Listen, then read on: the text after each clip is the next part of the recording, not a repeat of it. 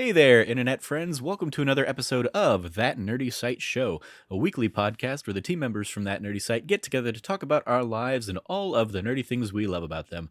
I'm your host, Trevor Starkey, and joining me to kick off year 3 of That Nerdy Site here on November 1st, we have Frank Bazzani. How you doing, Frank? Doing great. Cheers to year 3. Cheers, cheers. And Logan Wilkinson. How you doing, Logan? I'm doing fantastic out here. Year 3, That Nerdy. Let's go, kids. Talking about some James Bond tonight, this morning, wherever you're listening to it. It's going to be great. Yes, indeed. Today's episode is going to be all about No Time to Die. This will be our spoiler cast of No Time to Die. As always, we will kind of give our initial impressions spoiler-free and then dive into the deeper stuff. We basically held off on doing this until Logan, our extreme Bond aficionado, had seen the film, so we were able to do that now. Before we dive into that, a little bit of housekeeping.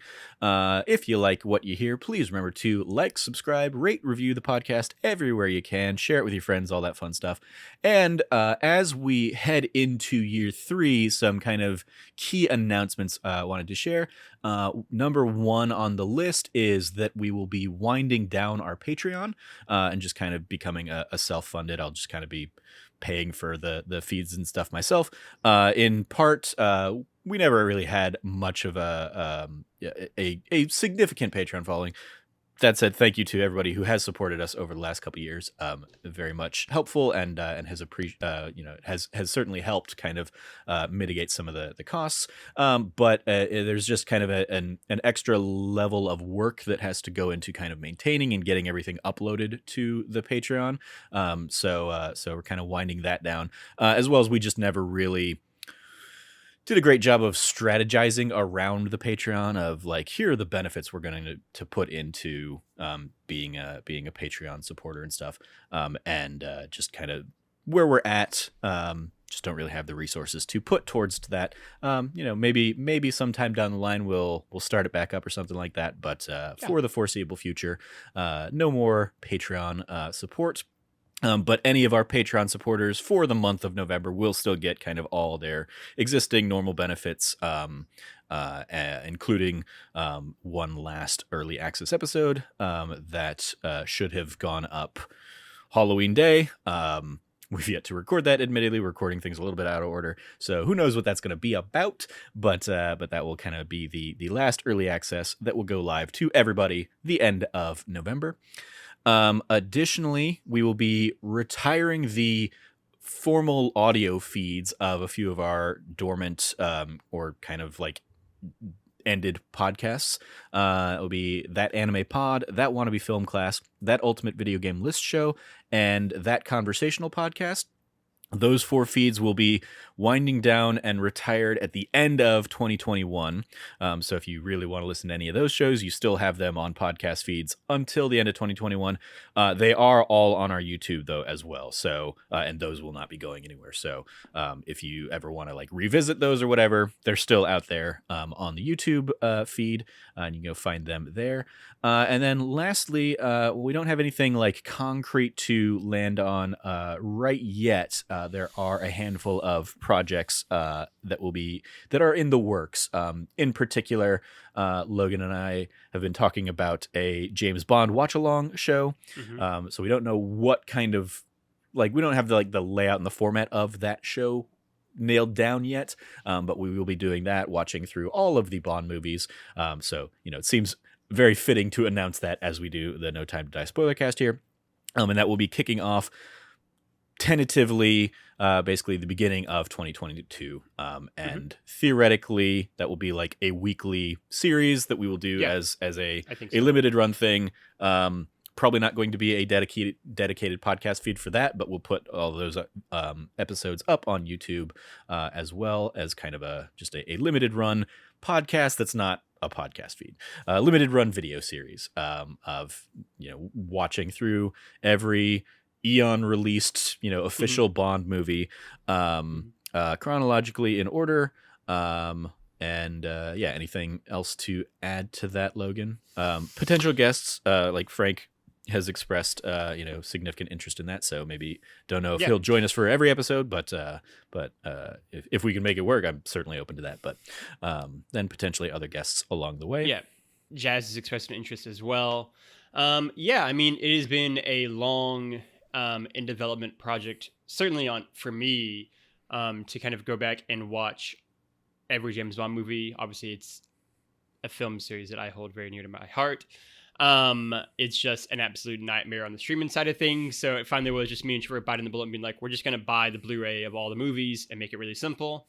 And so, yeah, I mean, we are kind of, like Trevor said, figuring out the exact kind of form we want the show to look like and be. But yeah, I would say it's potentially a nice little early birthday gift for me. Will be having that go live in January, near my birthday. And yeah, beyond that, just kind of stay tuned to the announcements we have coming forward in the next couple months for that. Yeah, it'll be a your typical kind of like review type series where I'm sure we will of course rank the movies as we go. Yes, 100%. We will likely rank features of the movie. I mean, we will rank the bonds as we go through them. We'll rank the villains, of course, potentially like ranking the songs or something related to that, the gadgets, all the things that make a Bond movie. We will probably discuss and 100%.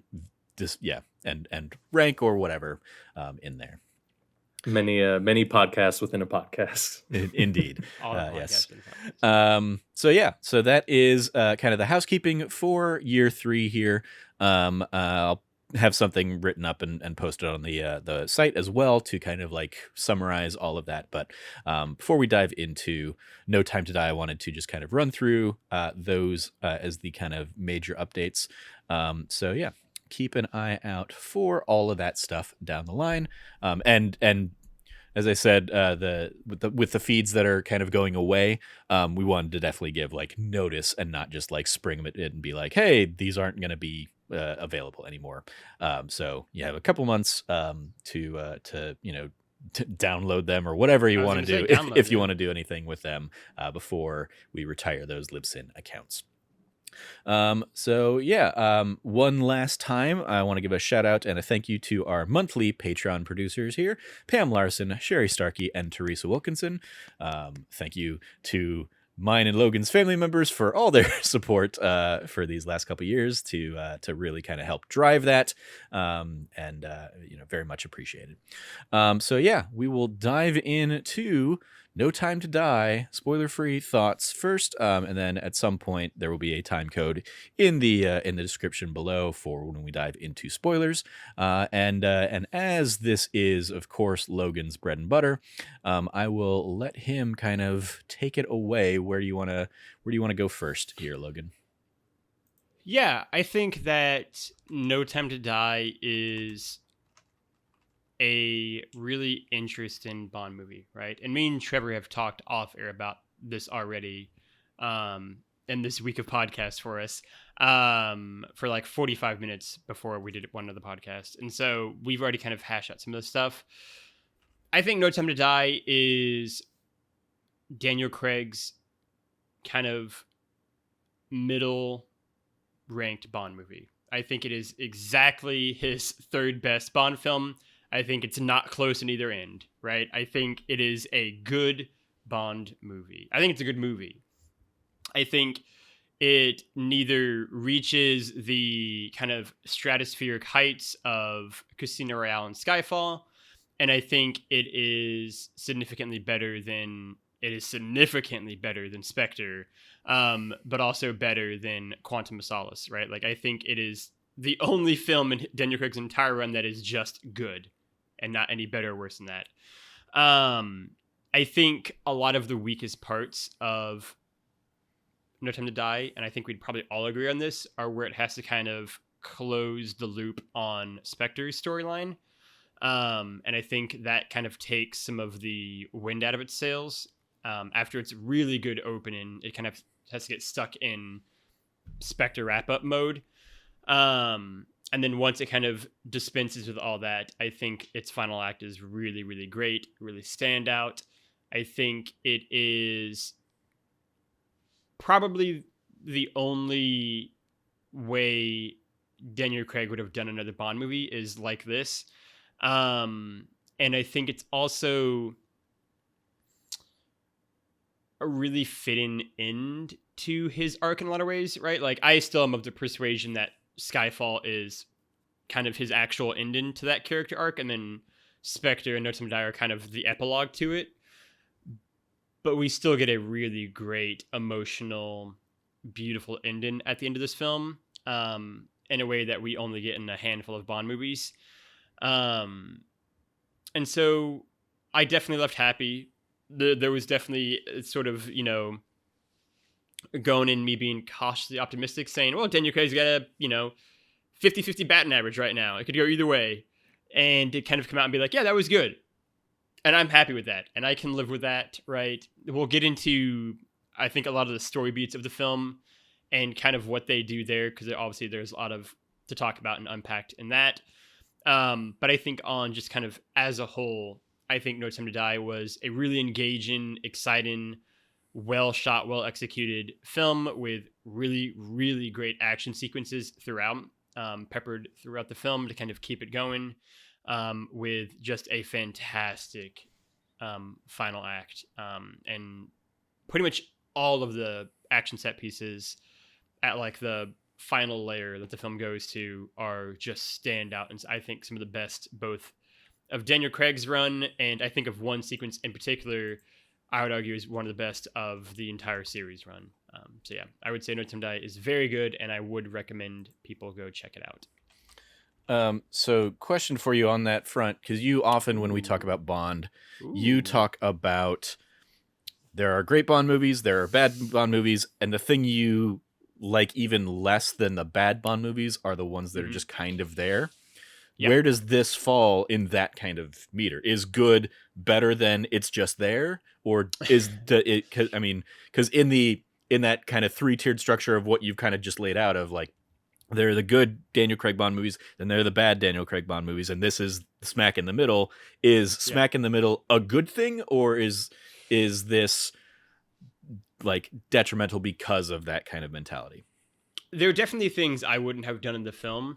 But I think that, right, the first question to ask whenever I watch any Bond movie is basically, is it good? And this is good.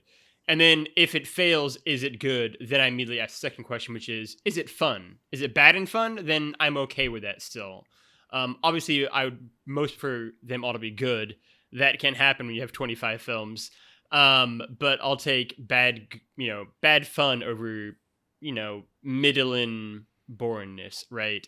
And I think this is good, and I think it's fun. Again, for a movie that is 2 hours and 45 minutes long, it really doesn't feel like that. I think there are only a few times it ever kind of even gets close to dragging, and again, it's mostly to do with the Spectre stuff from wrapping up the prior film.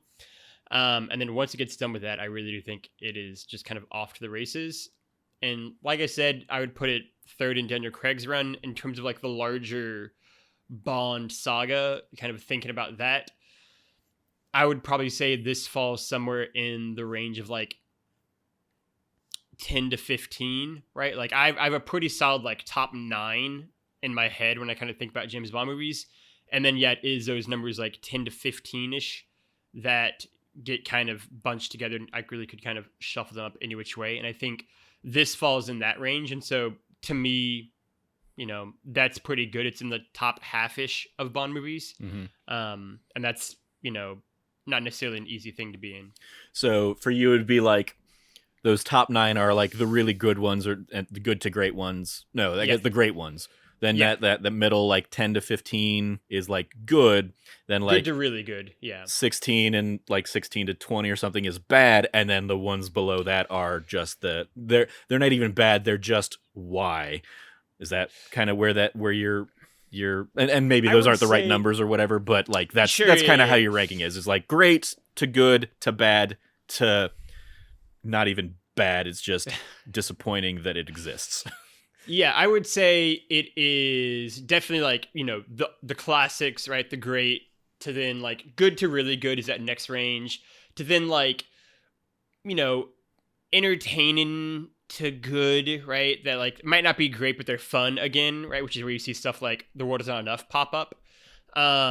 Like, is it good? Who knows? But it's a lot of fun. And then you get to stuff that is like, it's really bad, and it might still be somewhat redeeming, like in terms of like some fun moments, but it's definitely like objectively just not good. And then yeah, you get to stuff that is like just all right, fine, right? Like again, like I told Trevor and Frank before we started recording this, my YouTube algorithm is all fucked up with James Bond content now. And I've watched like a couple different guys, like, you know, who have like retrospective like Bond review things.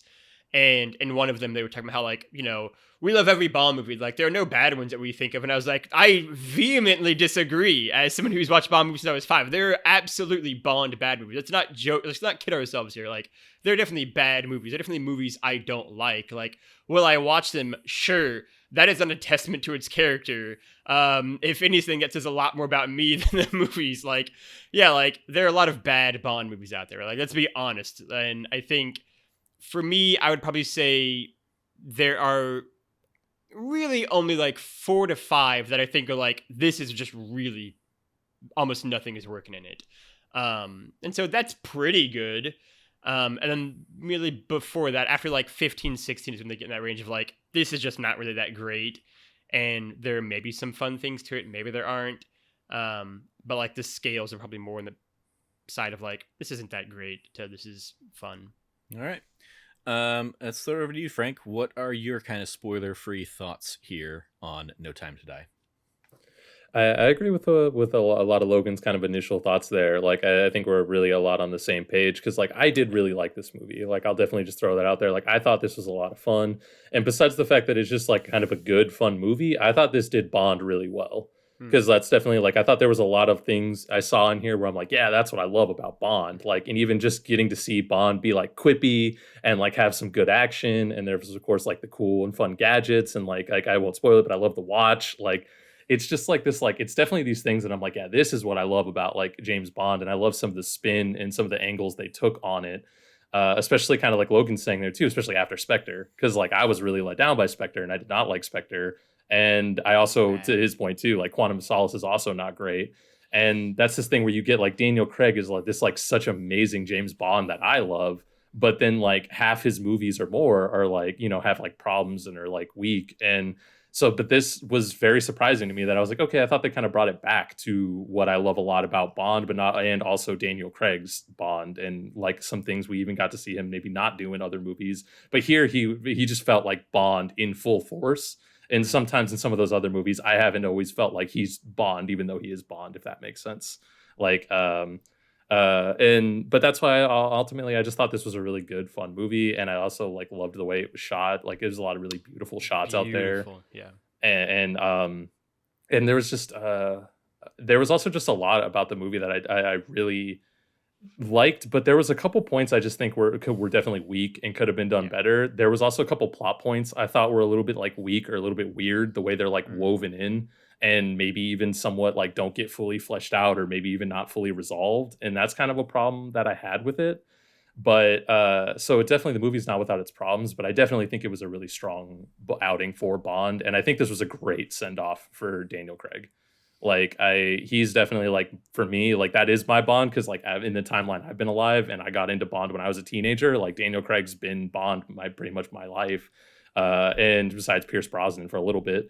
And so it's this thing of like, it's this guy I've seen as like Bond and I've loved as like one of my favorites, and seeing this like amazing send off for him, I was like, yeah, this is really great. Like it felt like it did a great job of being like, you know, here we can kind of like wrap up this, not even like the story from this movie, but like he said, like Spectre, Quantum is like, it wraps up the entire Daniel Craig saga, and it pulls from things like that from other movies that I just love hearing those references and those things. And so that's when I was like, yeah, it does a lot that I really liked that made me feel great, just as like a Bond fan there in the seat. Mm-hmm.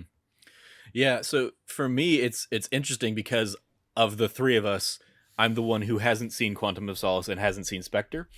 And I mentioned with Logan the other day when we were talking about it, that like I probably like the movie better because I don't have the baggage of Spectre like looming over this movie.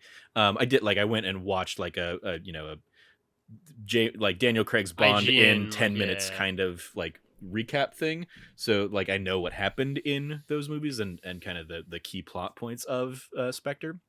But like the elements that are like wrapping up Spectre's storyline in this one don't overstay their welcome for me, because I don't have the extra 2 hours of, you know, the having spent time with them.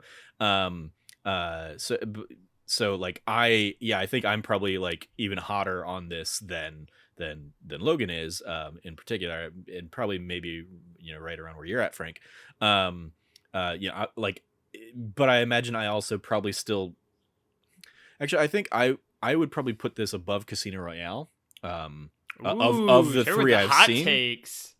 because it's Oh, spicy. All right. it's telling elements of a story, of a Bond story, that I haven't seen elsewhere. I mean, admittedly, my Bond lineage is pretty much all the Pierce Brosnan, and I think one of the Sean Connerys, and then Hell yeah. these 3 Daniel Craig ones that I've seen. And like I've talked with Logan about this as well. Like when I think of Casino Royale, I think of a movie that was trying to be Bourne, like the Bourne Identity, and basically try, and I don't think it found a great combination of putting that aesthetic on Bond. Like it felt try hard for me. Like I still like I think it is a good movie, and I think it has some great performances in there, but it just didn't feel like Bond to me. Whereas this feels a better, it feels like they settled in, they figured out how to make that era of action work for Bond and still tell a good Bond story. And it is a great kind of like send off to the Daniel Craig Bond character, as both of you guys have mentioned and touched on, while also being a fun celebration of 50 years of Bond, of 25 movies of Bond, 60 years of Bond, 59 years, yeah. yeah.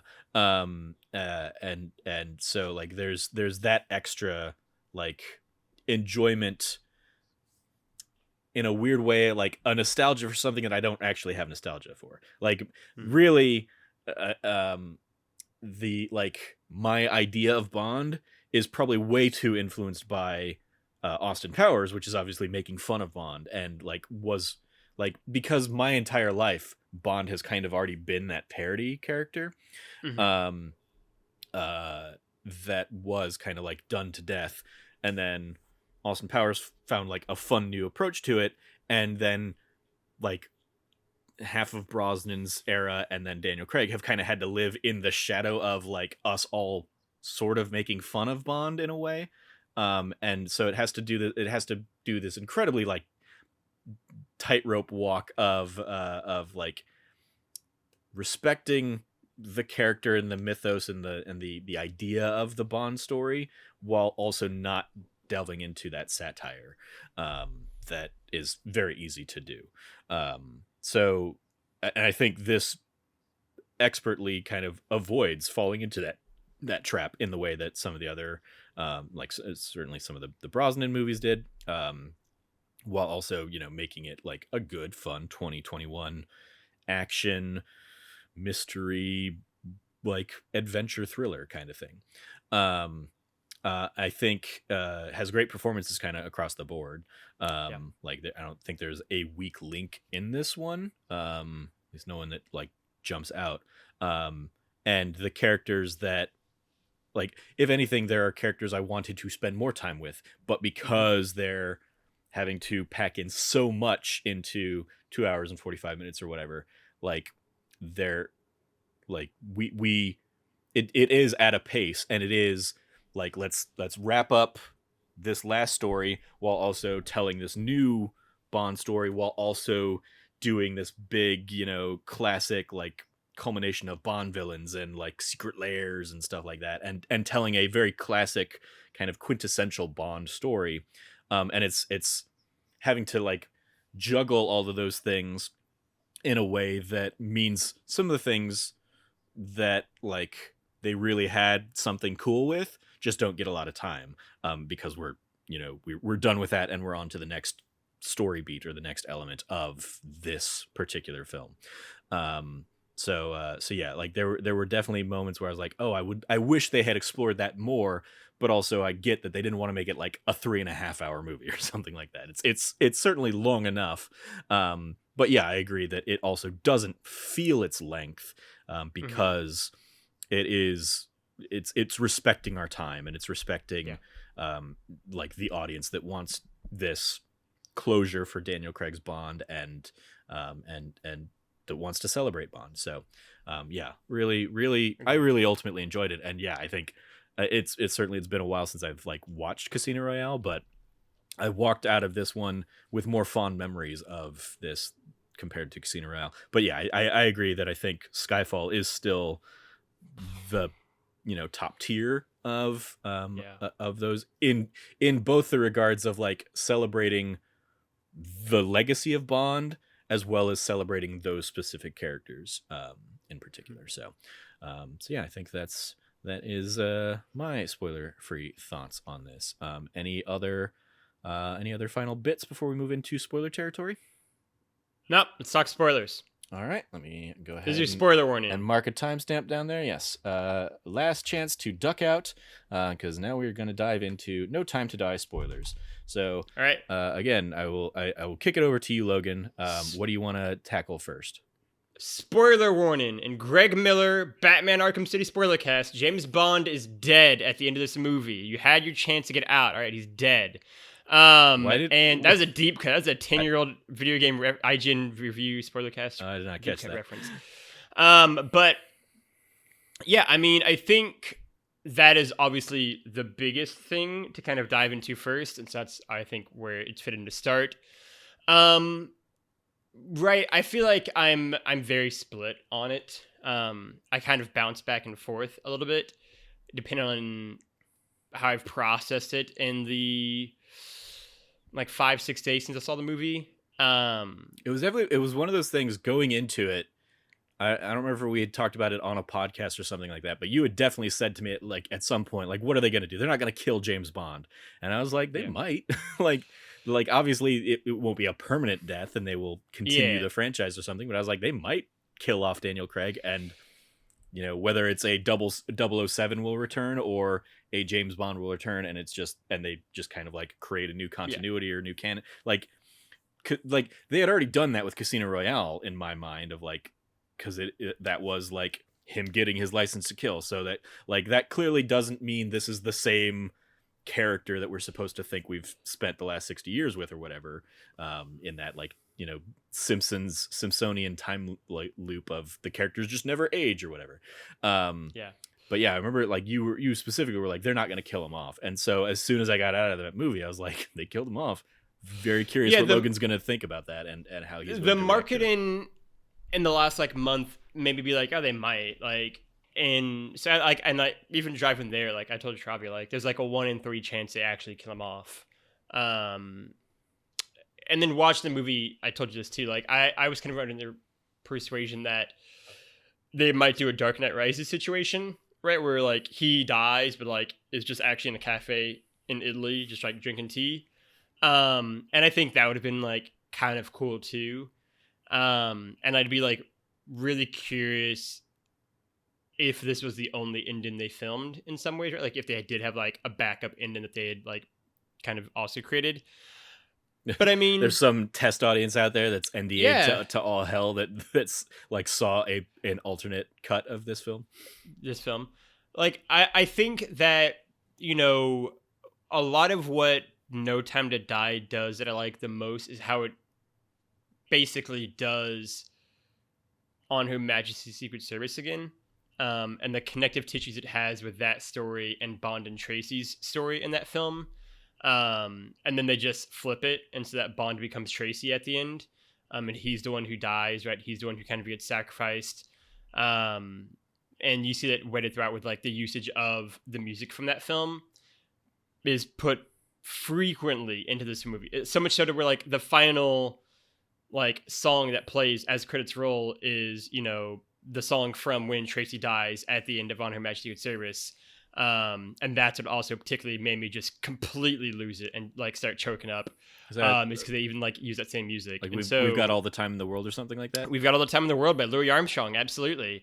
Like that line being like, because that line was repeated also throughout the film. We're like, we have all the time in the world. He said it a couple different times, and that was like his and Tracy's big thing in that film and in their story.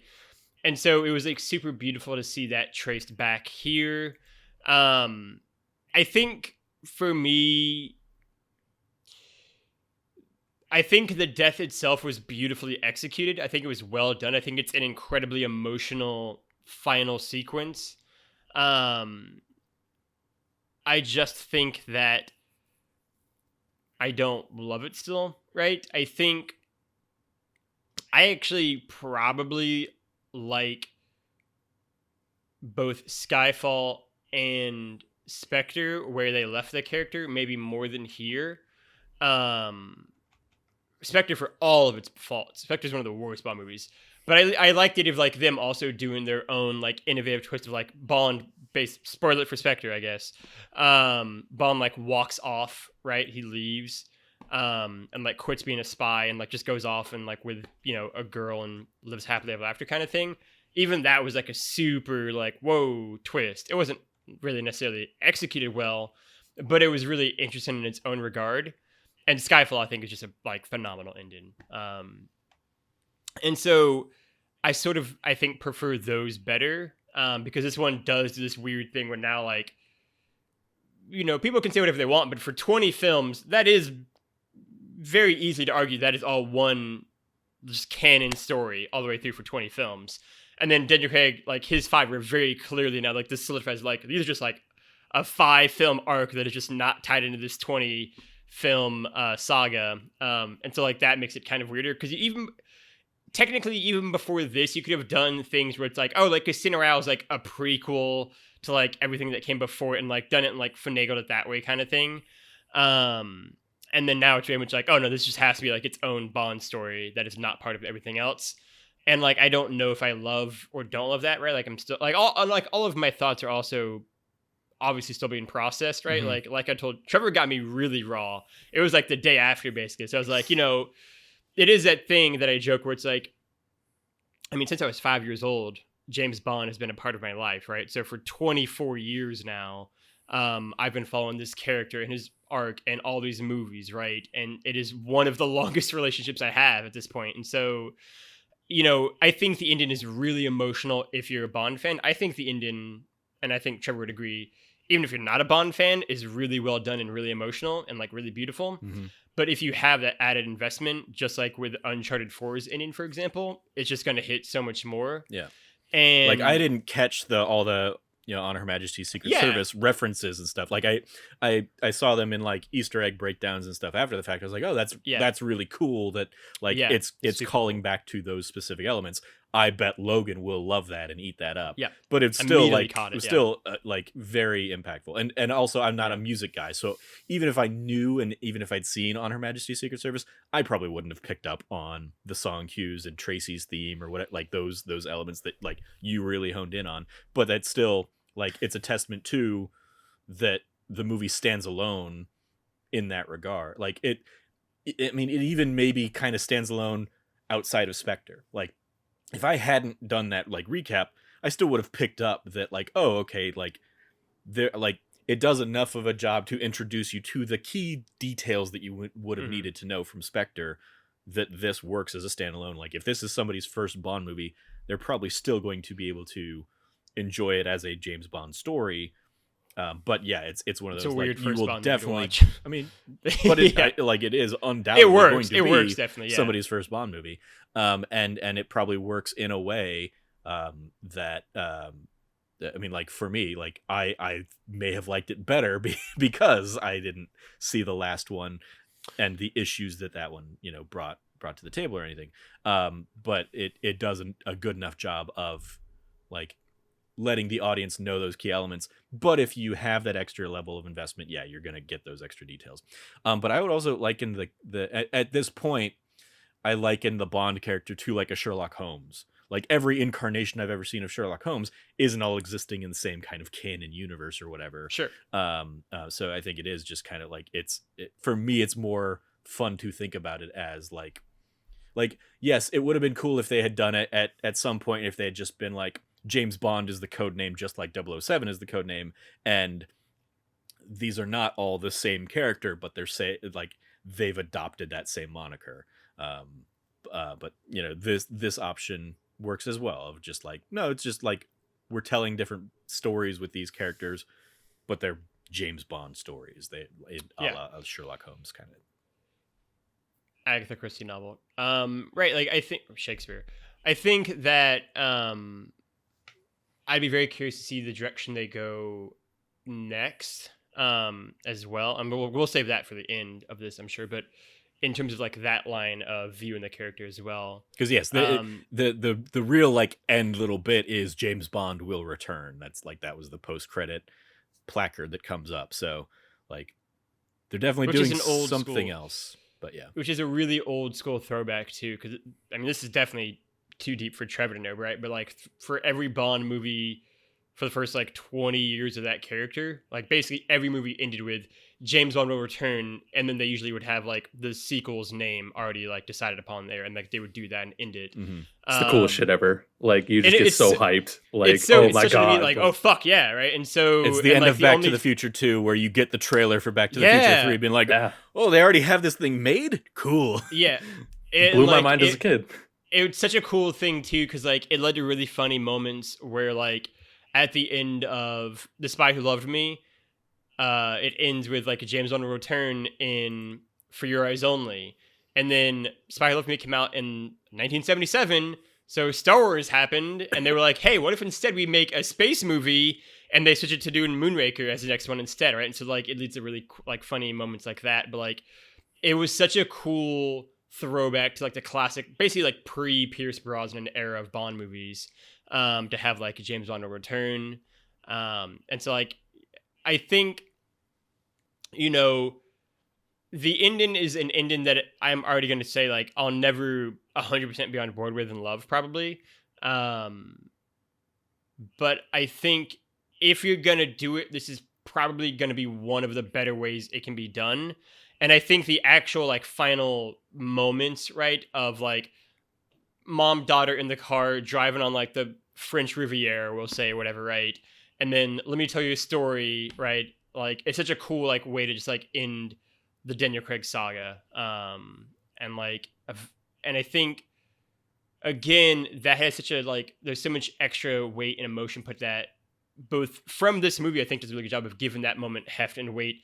And also the 5 Daniel Craig movies, like saga total plus the 25, like it's such a cool idea of just being like, she's telling the James Bond story in whatever form that means to the child now, right? And so I love the kind of the limitless potential of that idea too. But yeah, I mean, James Bond dies, and it's super emotional, and it's super like great, and how it was done, even if I don't really love it, and if I wouldn't have done it myself. But I also want to like peel it back like 10 minutes to the entire like launch sequence, final like fight at the base is just so well done. It's so good. And in particular, like I alluded to it earlier, the entire sequence in the stairwell, I think is one of the single best like scenes in the entire James Bond saga. Mm-hmm. I think it's such a great action, like frenzied, like classic, like Doom-esque like shooter scene of just like the camera's shaking and frenzied, like shit's popping up everywhere, grenades are falling, he's bouncing up and down, like guys are coming out of this stairwell. Like it's like a John Wick scene mixed with like Doom, mixed with James Bond in a really cool way, and mixed with like the Raid, and it's so well done. Yeah, it's like whereas the beginning of this era was response to Bourne Identity and that series, like that stairwell scene in particular is like so again good. Is a much better evolution of figuring out how to make Bond work in that Raid style, in almost an MCU style. Like I immediately like reflected on like not only like the Captain America fight in the elevator in Winter Soldier, that's another great but shout like out. the Daredevil, like the Daredevil fight sequences that were the one shots in the hallways and stuff like that, that like were, the most lauded things of those kind of the Netflix MCU films or series. Like it was very much like, yes, let's do that action. I haven't seen John Wick, but yeah, like it absolutely meshes with my understanding of a John Wick kind of thing, of like this,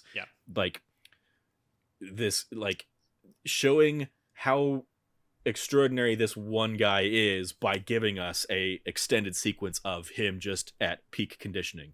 He maybe survives a little too many like explosions and stuff and grenades that just kind of drop right by him, and he just kind of like phases them off or whatever. But yeah, that was certainly an incredible sequence.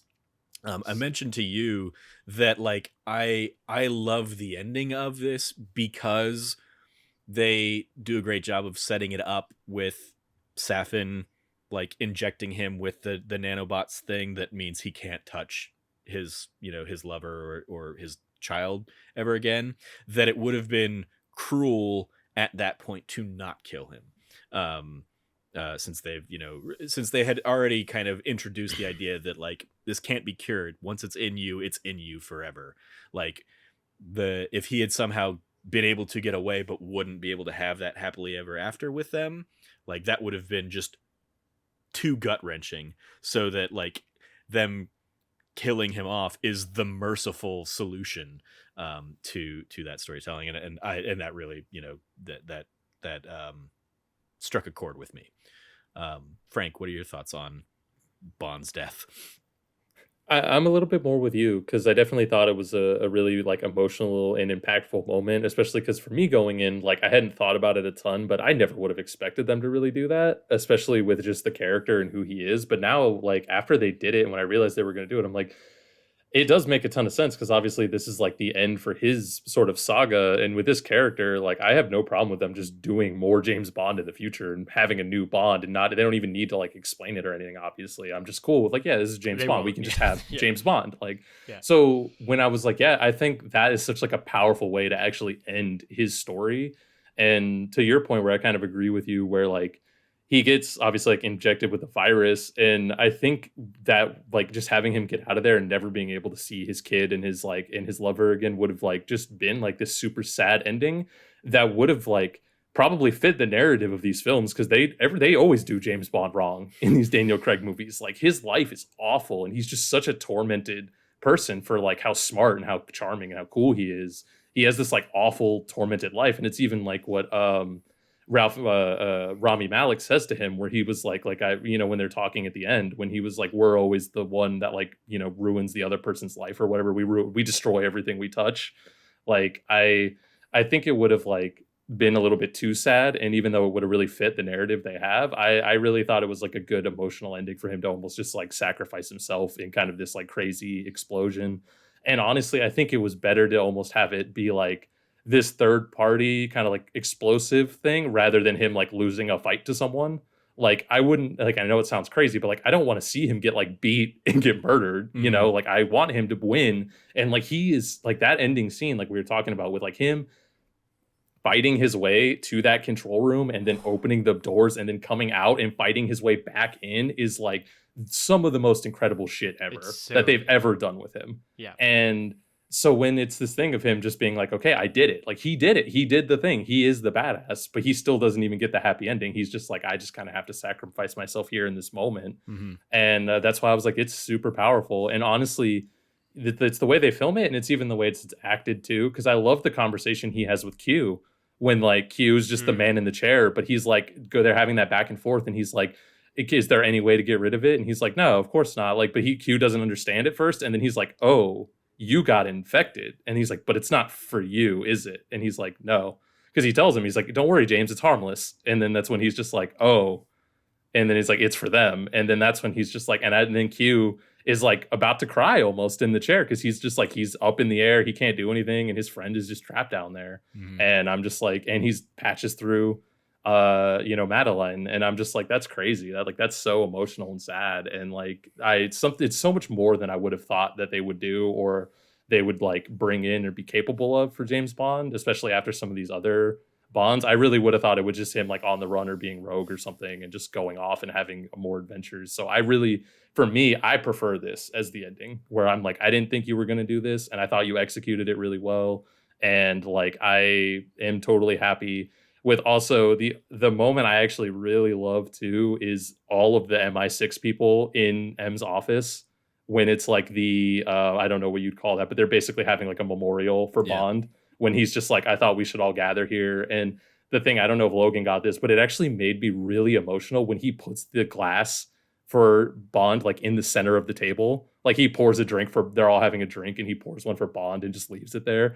And they're all just talking. And I was like, just seeing this glass sitting there when he like cheers it, I was like, that's so emotional. Like that was hitting me, honestly. Like, and I know it's just like, I think it goes into Logan's thing of like being a Bond fan and coming in with so much like history to it. But seeing that, I was like, wow, like that's just really powerful, like Bond imagery, even though we haven't gotten it before. I'm like, that is what those people would do when they lost this guy they were so connected to, you know? Yeah. We like it's come up already, but the motif throughout the film of like, we've got all the time in the world. I love how it's twisted in that last conversation that he has with Madeline of like, you've got all the time in the world. And he saves the world, but really he's saving his world. And I think that's a great way for him to go out. And just like that's one of those like, oh man, like they did it with that line for me. That was, what got me of that like inevitability of that moment. Cause yeah, like he could have been like, all right, screw it. They can blow this up next time or something, or they can do whatever they need to do. I tried, but that's not Bond. He's not going to walk away with a job half done. So him resigning himself to that fate and going back and like opening those bay doors back up or whatever. Just really, really good stuff. And getting that final farewell to his love and like the fact that I mean, correct me if I'm wrong, but he's never had a kid in the rest of the series. Yeah. No. That we know of. Or, Yeah. Like, obviously, maybe there's some out there, but even here it's like they like. I feel like even here they can't like fully commit themselves to it and just like say it unambiguously. They have to be like the eye color's the same kind of thing. Is like the only like. Oh, I mean, tell they give. I mean, well, she says at the end, like, let me tell you a story about your father, right? His name was. She says his James name was Bond. James Bond, I think. I thought that was. See, I don't think she said father. I think she said, let me tell you a story about a man. His name was Bond, James Bond. No. I mean, like, enough people, like, even Safin, like, talks about him as, like, she's your son, like, she's yours. Like, it's unambiguous to me that, like, yes, that's clearly what they're going for. And like that, even that's like a beautiful new layer that Bond has never played with before, that Daniel Craig gets to, swim in a little bit. And I think it's just enough, because I wouldn't think of Bond as like the father figure type. So like the idea of them getting that happily ever after, like, I mean, even the beginning of the movie kind of introduces the idea that like he's never really going to be out of this life. Like there's always going to be something there, over his shoulder or around the next corner or something that like they wouldn't have been safe. And I think that just makes like him dying kind of have to be the natural end point of this film. But I think we've probably touched on. Okay, yeah, go ahead. I was just gonna say, this is a moment for you and Frank, because you each kind of touched on love in the end.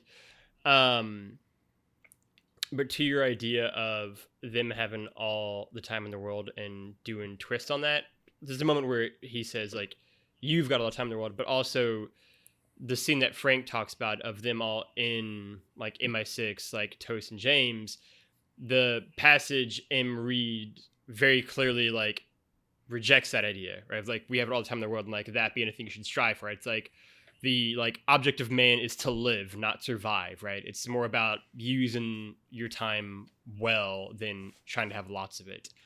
So even there, they again kind of flip this whole mantra of having all the time in the world. Yeah. I thought that was another little moment. Any other where else do you want to take the conversation here, Logan? Yeah, so I immediately hop to this movie in general has such a sense of, I think, finality to it, right? They kill Felix Leiter off, which is also a first for the series. I never had killed him off prior. It's my boy. They bring Jeffrey Wright back just to murder him. And to have it done by Logan too, it was just it was a very emotional experience. And I hadn't even thought about that. And so I've always been someone who really loves the character of Felix Leiter. Same. Right, and his role is like basically the only recurrent character outside of like the MI6 team, basically, that is like an ally of Bond. And him being in so many of the movies at this point, and Jeffrey Wright being one of only two actors that's played Felix Leiter to like do it multiple times. Mm-hmm. And both guys who did it multiple times did not end well. One got killed and one got his leg ripped off by a shark. So it's kind of a dicey job to do it a second time. But nonetheless, like, I think it is such a good performance, right? And I think the fact that Daniel Craig and Jeffrey Wright have got to be these two characters repeatedly with each other, right? This is their third movie together. Just lends these final moments so much extra kind of weight and gravitas and emotion to it. I think of, where we first see the two of them in Casino Royale, right? James Bond Daniel Craig has only done 5 Bond movies. Like, it is by no means the most of any actor, but he's done it over a very slow period of time, for 15 years. He's been James Bond. And so you get to this point now, and I think you can just see how much they've aged together, right? Like how much these are people who are playing grizzled veterans who have been there and done it all, and very much like Danny Glover, like, I've seen all this shit kind of thing. I'm ready to retire. Yeah. And that makes, I think, both of their performances in this movie so good, right? And so beautiful. And they don't have a ton of scenes together, but the ones they do are so powerful.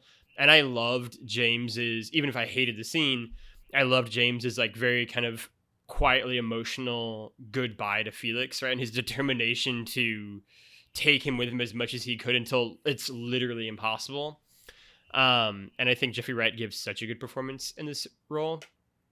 I think that all of the stuff with M and how M has kind of gone a bit sideways and kind of can't recognize his own hubris and mistakes and own up to it, right, and be accountable for it, is a really cool interpretation of that character that we haven't really seen much before. We've seen a lot of Bond being wrong before, and Bond having, questionably taken accountability for his actions, but very rarely is M the one who's wrong, especially wrong to this degree. And so that is a really cool twist on that character, I think. Mm-hmm. And I loved how it kind of splintered across all of the other characters at MI6. I'm someone who's always been a huge fan of Q, both Desmond Llewellyn and then also Ben Whishaw, who I adore as an actor. And so I think him and Daniel Craig have such good chemistry, and all of their scenes together are fantastic and brilliant. I love the fact that they like acknowledge that Q is gay as well. Mm-hmm. That was something that they just straight up addressed and said. Yep. Which is a super cool moment. And then that lovely fun bit of like, James, I haven't seen it. Like, he already knows. Yeah. I already know you're like, you already know he's crashing with you. like yeah, all like, right, whatever. Like, clearly like, that's why so he's fun. not in the Yeah. field. They have so many fun moments together, right? And Moneypenny too, obviously kind of being the one who starts them all down on that path together. Like, I think it is so cool how they're able to bring back all these kind of cast and characters for one last great Bond adventure. Especially considering how little a lot of them had to do in Spectre. And yeah, like I think it just feeds into this being a sense of a close to this arc, right? Like one of the things I talked to you about before we recorded, Trevor, is no other Bond, really, with maybe the exception of Sean Connery, got a proper ending, really, for his Bond story, right? Like Roger Moore, you know, just basically aged out of it. He was like, I'm just too old to do this any longer. Timothy Dalton didn't get to do a third film. Pierce Brosnan, they were going to do another film, and then they were like, let's just reboot it instead. And George Lazenby only got one, right? Which you could argue his, you know, was the proper ending in terms of like Bond just being like, fuck it. My wife's dead in my car. I'm just going to bounce, guys. But like really, Daniel Craig's the only one who got an ending other than that Sean Connery kind of got. And that ties back into this being the only one that is a, you know, serialized story like Sean Connery's was too, right? So it's kind of fitting that they're the two who kind of get some sort of an ending. Unlike with Sean Connery, there's not really a way for them to fuck up the ending after the fact. There's not going to be a Diamonds Are Forever situation here, or God forbid, an unofficial follow-up as well. So that's kind of makes it even better, right? Is that like this is just the ending?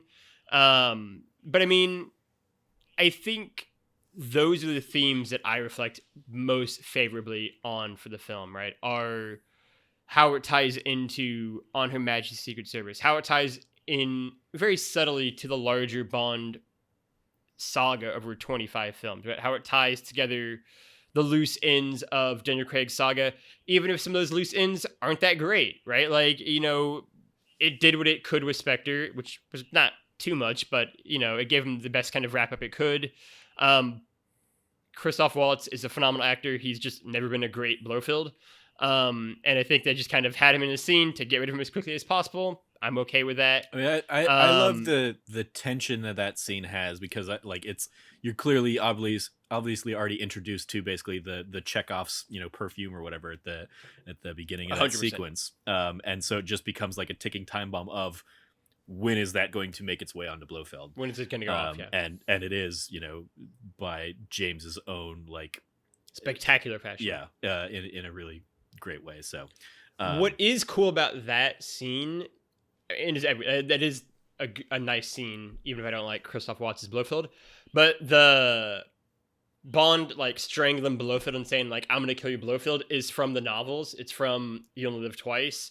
That is what he says as he tries to kill Blofeld. And so like even they're doing really smart like things, like having like the exact same lines that Bond uses in the novels as he fights and, you know, tries to kill Blofeld. Like that to me is one of the big, I guess, not spoilery things about the film, is that for all of the anniversaries they've done, really starting with Die Another Day for like the 40th, 50th, and I'm just going to call this the 60th anniversary.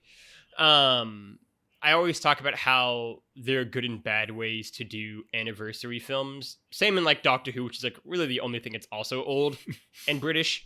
And like there are bad Doctor Who anniversary moments and episodes and like homages they do, and there are good ones. And I think the rules are kind of the same to Bond, where it's like, just don't be ham-fisted about it, really, right? And like Die Another Day, at the time, as a 10-year-old who loved James Bond, it was really cool for them to be like, there's a reference to every single Bond movie in this movie. Go find them, right? And it's like, oh, that's neat. And like some are really cool, right? Like Halle Berry coming out of the water in the same way that like Honey Rider did in Dr. No. And then like 10 of the references are in, hey, let's walk into an old gadget room and let's pick up the shoe from Russia with Love. Let's pick up like the alligator head from like, and those didn't work because they're just like, hey, here's just a bunch of references and like check off the list, right? And then Skyfall did it in a really smart, intelligent way where like they referenced that mythology without having a room full of just gadgets to like cross them off the list. And I really think that one of the things that No Time to Die does well is how it references and does touch on a lot of the Bond movies or even books, like we talked about, without being like flashing lights and like, look here's a reference to James Bond. Like it's way clever in that, and it's way smarter than that. And so I give it a lot of credit for that, because there have been bad Bond examples of that And so I think the more like nuanced and subtle approach it took to referencing Bond's mythology is really cool, right? Whether it is musical like notes from On Who Matches Secret Service, whether it is like lines from books, whether it is like certain items in like the background you'll see are from, you know, the prior movies. Like it does even like a small like Vespers scene right at the very beginning where it's like they don't really draw attention to it. They just kind of like show you a picture for a moment. He goes to the grave and like that's it. It's not like a huge thing that they make a big to do about. It's a very quiet, understated scene until a bomb goes off. And so, you know, I think I respect the movie a lot for how it approached those elements of Bond's history as well, I will say. Yeah. Anything to add there, Frank? Yeah, a couple of things I just wanted to throw in because I agree with pretty much like everything you were saying there too. I know you did go over a couple things, but I'm pretty much on the same page with you as a lot of that because like going back to Felix Leiter, I love Felix Leiter. Yeah, absolutely. Yeah. And I love this version of Felix Leiter, like you said, with like Jeffrey Wright, like they're so good and their chemistry together is great. And in this, it's incredible where I love the bar scene when they're like doing the drinking game back and forth. And he's like, come on, James, you love Cuba. And he's like, I love Cuba. And it's like this so great, like back and forth where I'm like, you can tell that they have this relationship that even if we haven't seen every moment together of theirs in the movies, that they have just been going on missions and working together. And like, I also get especially where I was saying like Daniel Craig's James Bond is like a really tormented individual. I really get the feeling that Felix Leiter is like one of his only friends. Like, and obviously it's like the crew at MI6 and then it's like Felix Leiter. And it's like he is in a world where he can trust no one. And so he has so few people. It's cool that you get this character that he can just be genuine with and have like laugh and have fun and like, and I love the juxtaposition of like the new guy who just totally doesn't understand what's happening and James and Daniel, yeah. And I love that Daniel Craig's thing of like he smiles too much and it cuts to him and he's just like smiling like looking over at them and I'm just like he totally does look like a narc, like a guy that's gonna get them caught like in this bar. But that's why there was so much of that I loved. And then I love the like flip of when like ends up being Logan and he like turns and like Felix like, you know, gets like shot and then ends up going through that whole scene. But it's like Logan was saying too, like I love when the scene with like, well, now it's confusing because the guy in the movie's Logan and then he's Logan. They gave me my moment, made me a bad guy. Shout out. You killed Felix. I killed Felix. This is how I felt with Iron Man 3. Oh, yeah. But that's what, like I love the scene where Felix dies, even though it is also incredibly sad. It's like I totally got what Logan was saying too, where like he's like James is carrying him through and he's not making any progress, and like James could already just be gone, but he's like pulling Felix, and I'm like, dude, you're not going to be able to get Felix and you out of here. And I love when Felix is finally like, just leave me. He's like, just leave me. Like, and then I love what Felix tells him though. He's like, just make it worth it. Like, he's like, you got to go out there. You got to stop this. And you just got to make it worth it. And then he just like, it's another like sacrificial death here. But I felt like it actually meant a lot. And because one of the things that I've kind of commented on in some of our other spoiler casts is like there's so much media that just doesn't have consequences and like doesn't have that like actual like we like, again, you're like, oh yeah, they have the plot armor. They're fine. But I love that it's like, yeah, Felix dies, James dies, like other people could have died. Like, and I really like that kind of setup for it, even though we're not going to get that in every James Bond outing. But since this is like the finale, we can kind of have that kind of that finality there. But then I will say, just for that moment, just because we went back to it again, I also, it's one of my favorite lines in the movie where Felix says like, it's a good life, right? Like, and like that being like such a like emotionally raw moment between these two guys who like you said, like these are people that they're closest to arguably are just like each other, right? Like even Felix, like he kind of makes like references to like his like fractured family life back home. And so it's this like really of like, this is a good thing we've lived, right? Like we did good here, right? I thought it was like a really nice moment. Yeah, I'm totally with you on that. And then one of the other things you said I liked too is I liked seeing the team at MI6 fully work together in this. They did that so much better than they have in these past Daniel Craig movies, where that's actually been like a problem I have had with some of his movies, is that like I always feel like he's just been a rogue agent by himself, kind of like who you said. He's like Bourne. He's Bourne identity. He's out there by himself just doing all of this. And I'm like, I like getting the man in the chair with Q, I like Moneypenny. I like having M there, who has to like I like, because even in this, I like M's struggle of M's like, am I about to start World War III by like launching these missiles? But he's like, but I have to launch these missiles, and I can't tell anyone why. Like, and it's just this thing of like, I liked all of that on top of it, and the way they all play off each other, and the way it just helps build some of the tension and the drama, and also move like the plot forward. And because that's one of those things though, where for me, where I was like, they're finally doing it. They're finally doing Bond in such a great way, in the way I wanted them to. And it's the finale. It's like, this is the last time we are going to get this set up. Because it's like, I even loved, what's his name? Tanner. Like, I was like, I love that guy. Absolutely. Like, I love that guy, and he's so great in this movie too. And that's when I finally felt like, yeah, we have this whole team, and we were working together, and I love all of them. And it's just the end. And so they're all going to be new actors.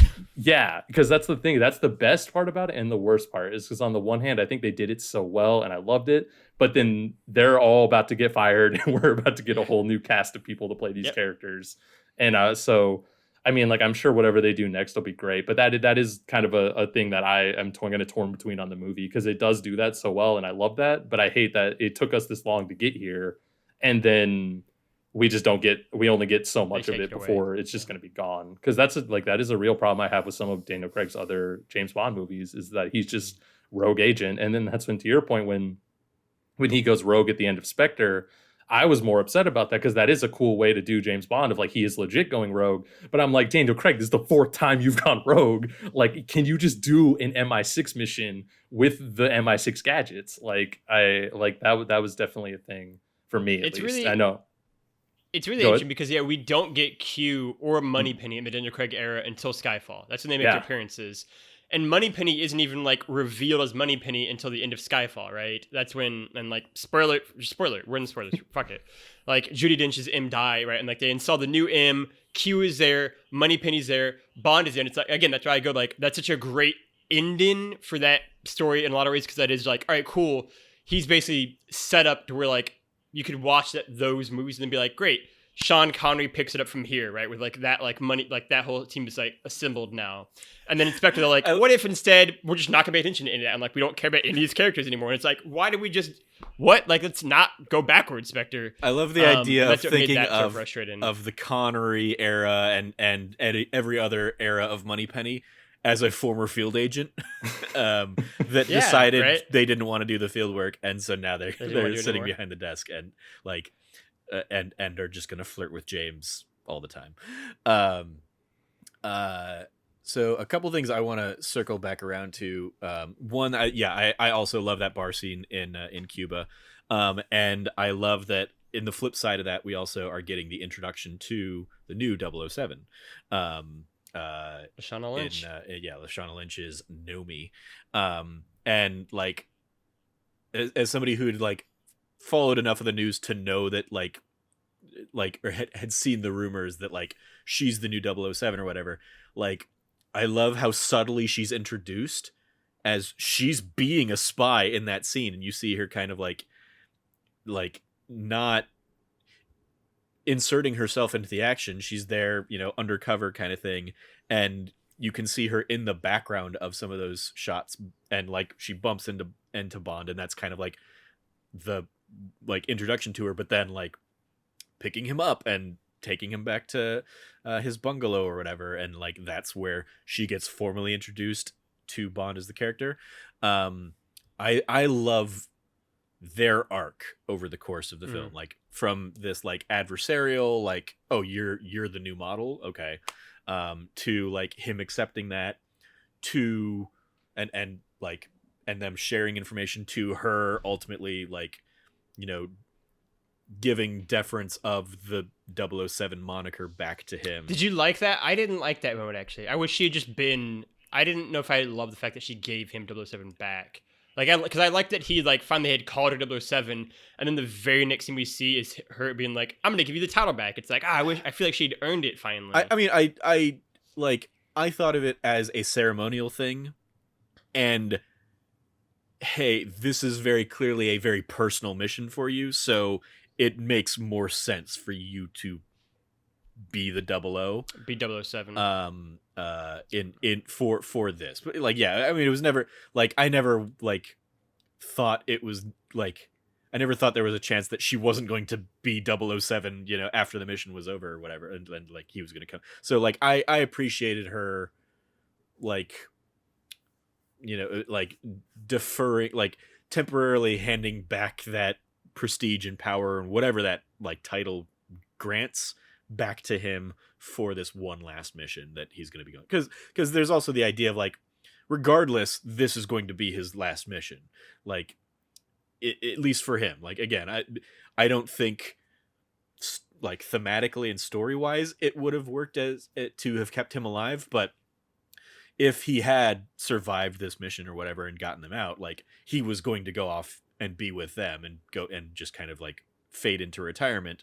So like him getting the one last run as 007, I think works within the context of the story.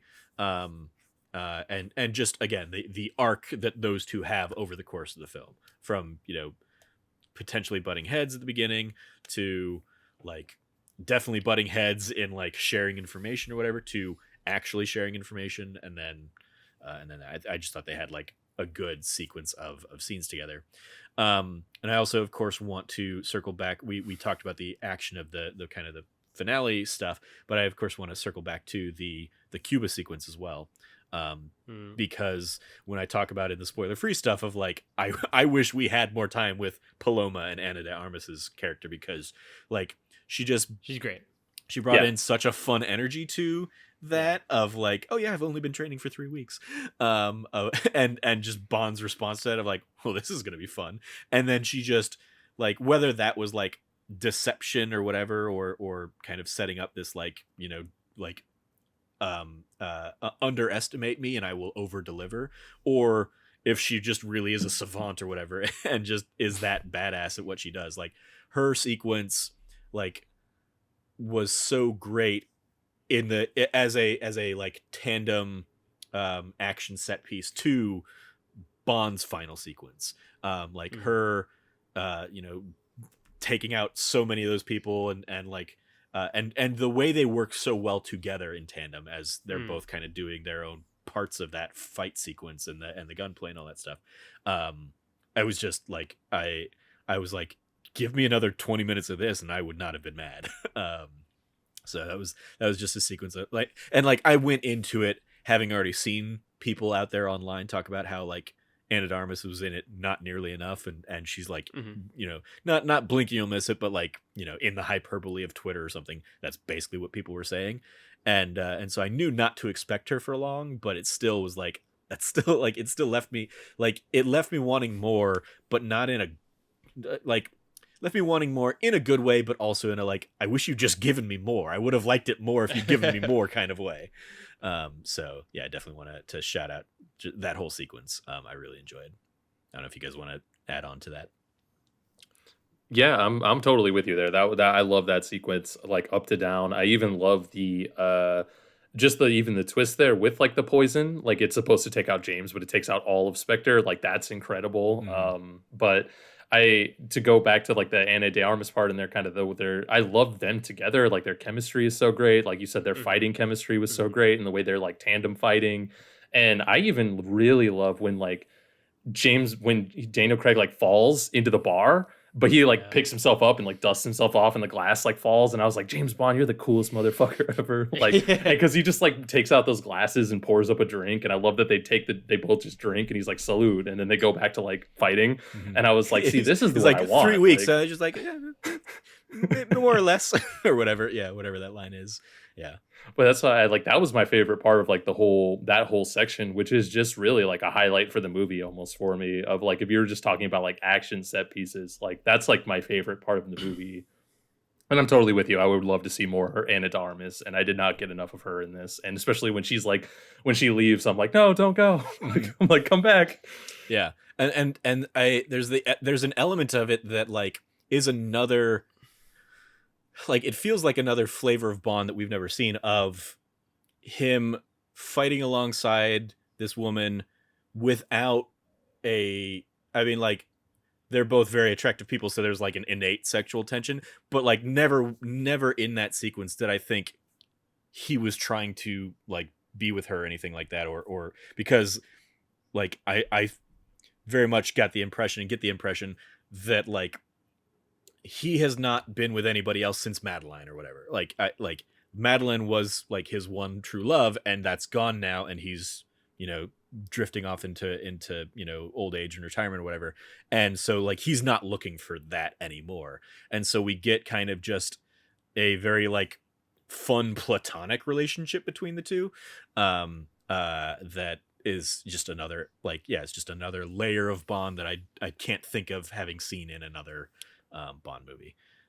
It felt very older brother, younger sister, right? Like even from like their opening moments, it very much felt like him just being like looking at like the young cub coming in to do like the new thing, and him just constantly seeming amused at everything else happening around her, right? And like that's a really interesting dynamic. Like for me, it is this side of Daniel Craig that we've almost never see, not even very rarely, we almost never see in James Bond, which is him just enjoying himself. Right? It is refreshing when he's not miserable being this character. And I think that's a lot of what makes both those moments really shine through, and then his performance in the whole film, right? As someone who has been, you know, a noted critic at times of Daniel Craig as James Bond, because he just doesn't give a damn some of the times, he very clearly cared in this film. He really clearly gave a performance and was invested in it.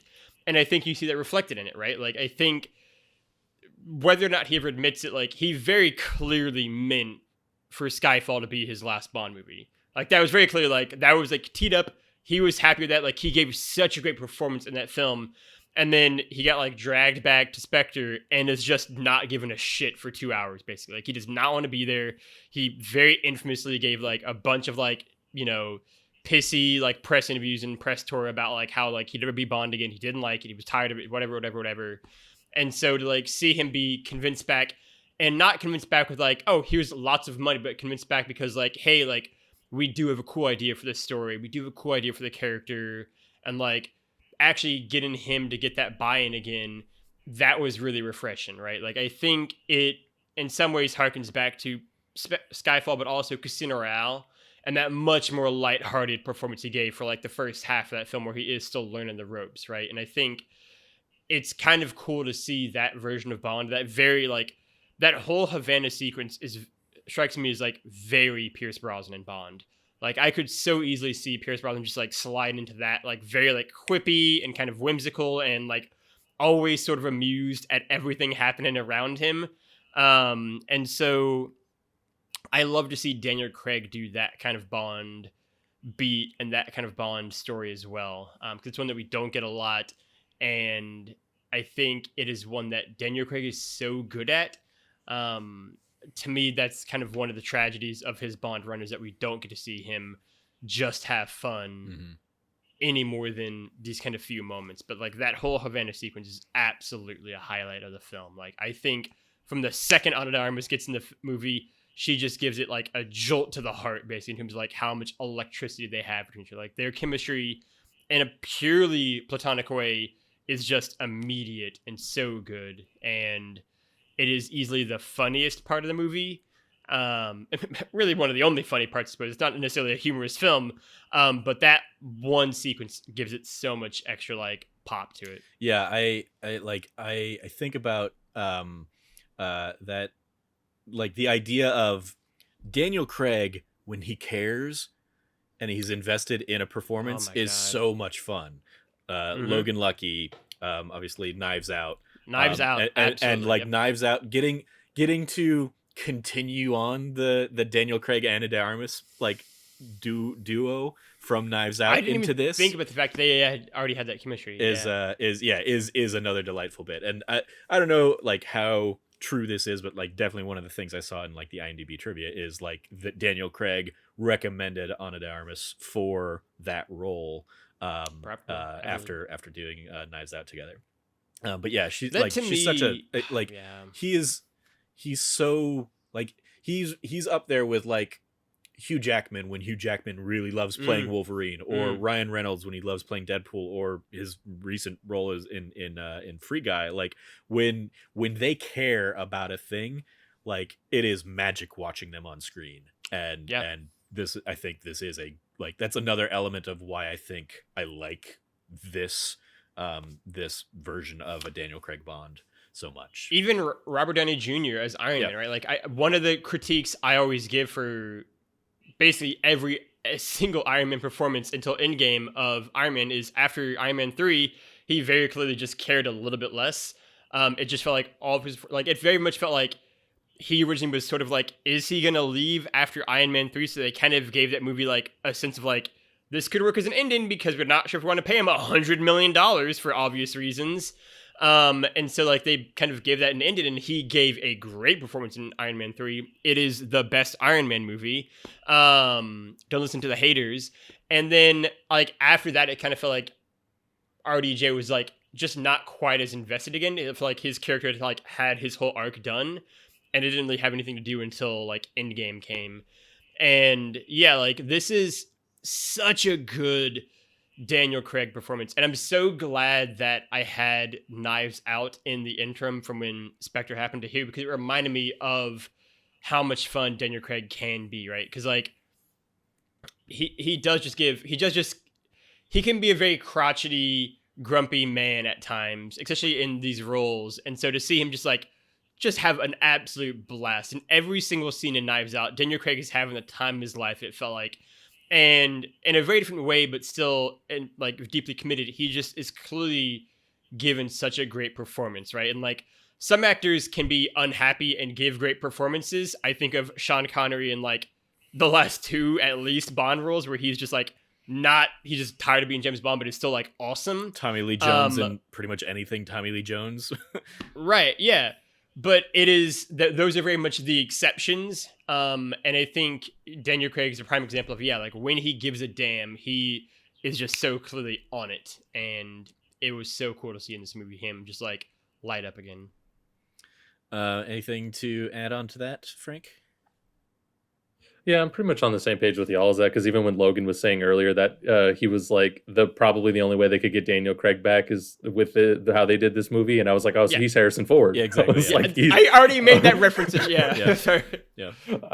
So yeah, that was definitely on like the forefront of my mind as we've been talking about this. But yeah, I can definitely see that from him, and I'm with you that like I'm glad that in this he is like alive again and lively, and he actually has fun and has some fun in some segments, and even when he doesn't and he's not like having fun, he's like actually giving a really good emotional performance. Because I'm totally with you. We're like, if you go back to like Spectre, and I mean even Quantum of Solace a little bit too, he's like half checked the hell out. So it's just like. And so I'm just like, and honestly, to him though, I'm like, it's not 100% your fault, Daniel Craig. They really did you bad on some of these movies. Like, I wish, like they almost like had better people for some of them. But I was like, because I think he's a great Bond. But I think, like we said, like he kind of everything that happened the way it happened with his kind of films, and I think it kind of ended up a certain way that I think if things had gone differently, he could have had like a whole series of saga of really awesome films. Instead of us sitting here and being like, like 2 or 3 of them are really good, and these other 2 are just trash. I think Daniel, not to like jump in, but like I think Daniel Craig is so interesting because he always has struck me, and I've written about this before and done a podcast about this before. Like he always strikes me as someone who like didn't know what he was getting into, and maybe like it's impossible to like fully know what it means to be James Bond. Like I'll allow that, but like he always felt like he was like, like I'll be James Bond and do like a movie or 2, and like he just never seemed like he understood like, no, you're gonna do a lot of movies. You understand that, right? And like unless you're bad, like you're gonna do like a minimum of like 4 or 5 of these movies, and they're not always gonna be like they're very unlikely to all be home runs. Like you're not going to be a Sean Connery where you just get like great stories because they've already been written by someone else, right? Like you're dealing with new material here. Like and he never seemed to understand that element of it. It's like a very like I think of it as like Christopher Eccleston as the Doctor. Like 100. That's like a great example. It is like this is going to be the role that defines your career.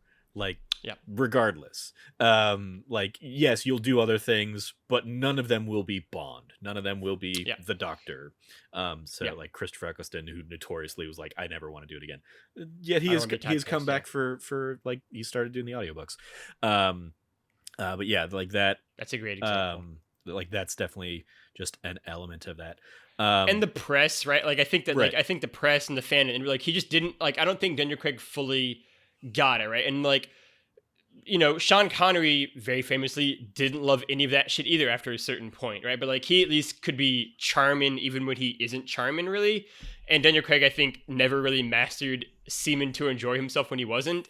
Whereas like Roger Moore and Pierce Brosnan could just like charm a fucking like tree. Like they're just like people who just ooze that, and like Daniel Craig is not that kind of person. And I think he wasn't fully, I mean, there's definitely a difference between being the character and the actor behind it and doing the press junkets and stuff like that. Yeah. And there are a ton of people out there, again, like Tommy Lee Jones, who just notoriously shuts all that down and just doesn't provide anything there, but he'll have a good performance. Another like a small little thing, but I do want to shout it out because I love the brutality that he has in his like killing of Logan, and kind of getting that vengeance, not only for like just what's going on, but also for Felix. I thought it was like the fact that he drops a fucking Hummer on the guy is like, oh, that's brutal. That is a good for that, because fuck that guy. Absolutely. I'm totally with you there, because I even love the line he gives though too, because I forget what the guy says to him, but he's almost like, "Come on, we can be friends," and he's like, "I had a friend," and he like slams the thing on him, and I was like, "This is for Felix." Mm-hmm. Like I think, it's a great movie. That whole like forest sequence is really unnerving, in like really cool ways. Like it's really well done actually. Yeah, I mean, like, and it's kind of like unfortunate that it gets, I think, overshadowed by the opening, which is great, and the Havana sequence, which is great, and like the end, which is great, because that one's much more like kind of understated, I think. But it's really well shot. I mean, that's like, there isn't a bad action sequence in this film. Like, no, and the fact that they are so varied in their approach, like, it's definitely, it will go down as like one of the more subtle ones of this, but it's because it's an entirely a stealth sequence. It is like it is I mean, like, it is a stealth sequence from a, I mean, admittedly a lot of this movie is from a Metal Gear story, but it's basically like, like he is in the woods shooting the gun to like distract people and get them over there, and then just like taking them out one by one. The wire scene, so like, good. just in such a like a clever, limited resources kind of way. That and the lead up to it, like a great car chase sequence as well, with you know, the whole like swarm of Humvees kind of chasing them off the road into the forest. I thought was, you know, another absolutely standout sequence. Any other bits or elements that we want to land on before we wrap up? I will just commit it for doing that rarest of things, which is having a great stealth mission. Like you said, it's so hard to do in a game, and it pulled it off 10 out of 10. No, I mean, I think No Time to Die is great. I mean, I think, or I don't know, it's really good, whatever. My thoughts being biased to people who like it more than me, but like, I think it's really good. Like, there are definitely things I have issues with, but I think it's a ton of fun. I think it's a great action film. I guess, before we do a wrap up, I mean, obviously we've neglected a key element of a Bond movie. What did we think of Rami Malek as Safin? I think he's super fine. I think he's one of the more underwhelming parts of the movie, personally. Mm-hmm. I kind of think that, to Frank's earlier point, like, that's been sort of one of the weaker parts of the Daniel Craig era as well, is that their villains have kind of largely been underwhelming, right? Like, I think Casino Royale and Skyfall are pretty much the two exceptions, right? Like, I think they each had the two from Quantum villains. of Solace was awesome. What are you talking about? Right, yeah. We're fighting about water out here, guys. Do you get it? And I think, and even like, yeah, Qual Masalis couldn't even pick which villain it wanted to be its actual villain. They couldn't, like, even there, like, they hedged their fucking bets and had, like, here's like villain A and villain B. So, like, well, one guy maybe will be better. And then, yeah, the less said about Spectre, the better. Yeah, I think Rami Malek I think he's good as an actor. But I think his performance is sort of like fine. I think it is a very kind of one note performance in a lot of ways. Like it's not bad, right? It's definitely not Quantum of Solace, or like some of the other Bond villains out there. Hugo Drax, shout out, but it's definitely not. I think like one of the all-time ones people will remember either. It is a like serviceable, I think, villain performance, but really I was much more attracted to like all of the henchmen, I guess, almost like all of the, just like the unnamed soldiers that he had to fight to get to him. I thought were much more exciting sequences than like him actually doing anything with Malik. Also because, like I told Trevor before, Rami Malek's villain is sort of a Far Cry villain, where like he's really only in the movie for like 3 scenes. Like he's very like few and far between. He does not get like a lot to do, right? Like he's not 006 from GoldenEye, where he's like in the movie for like good chunks of it.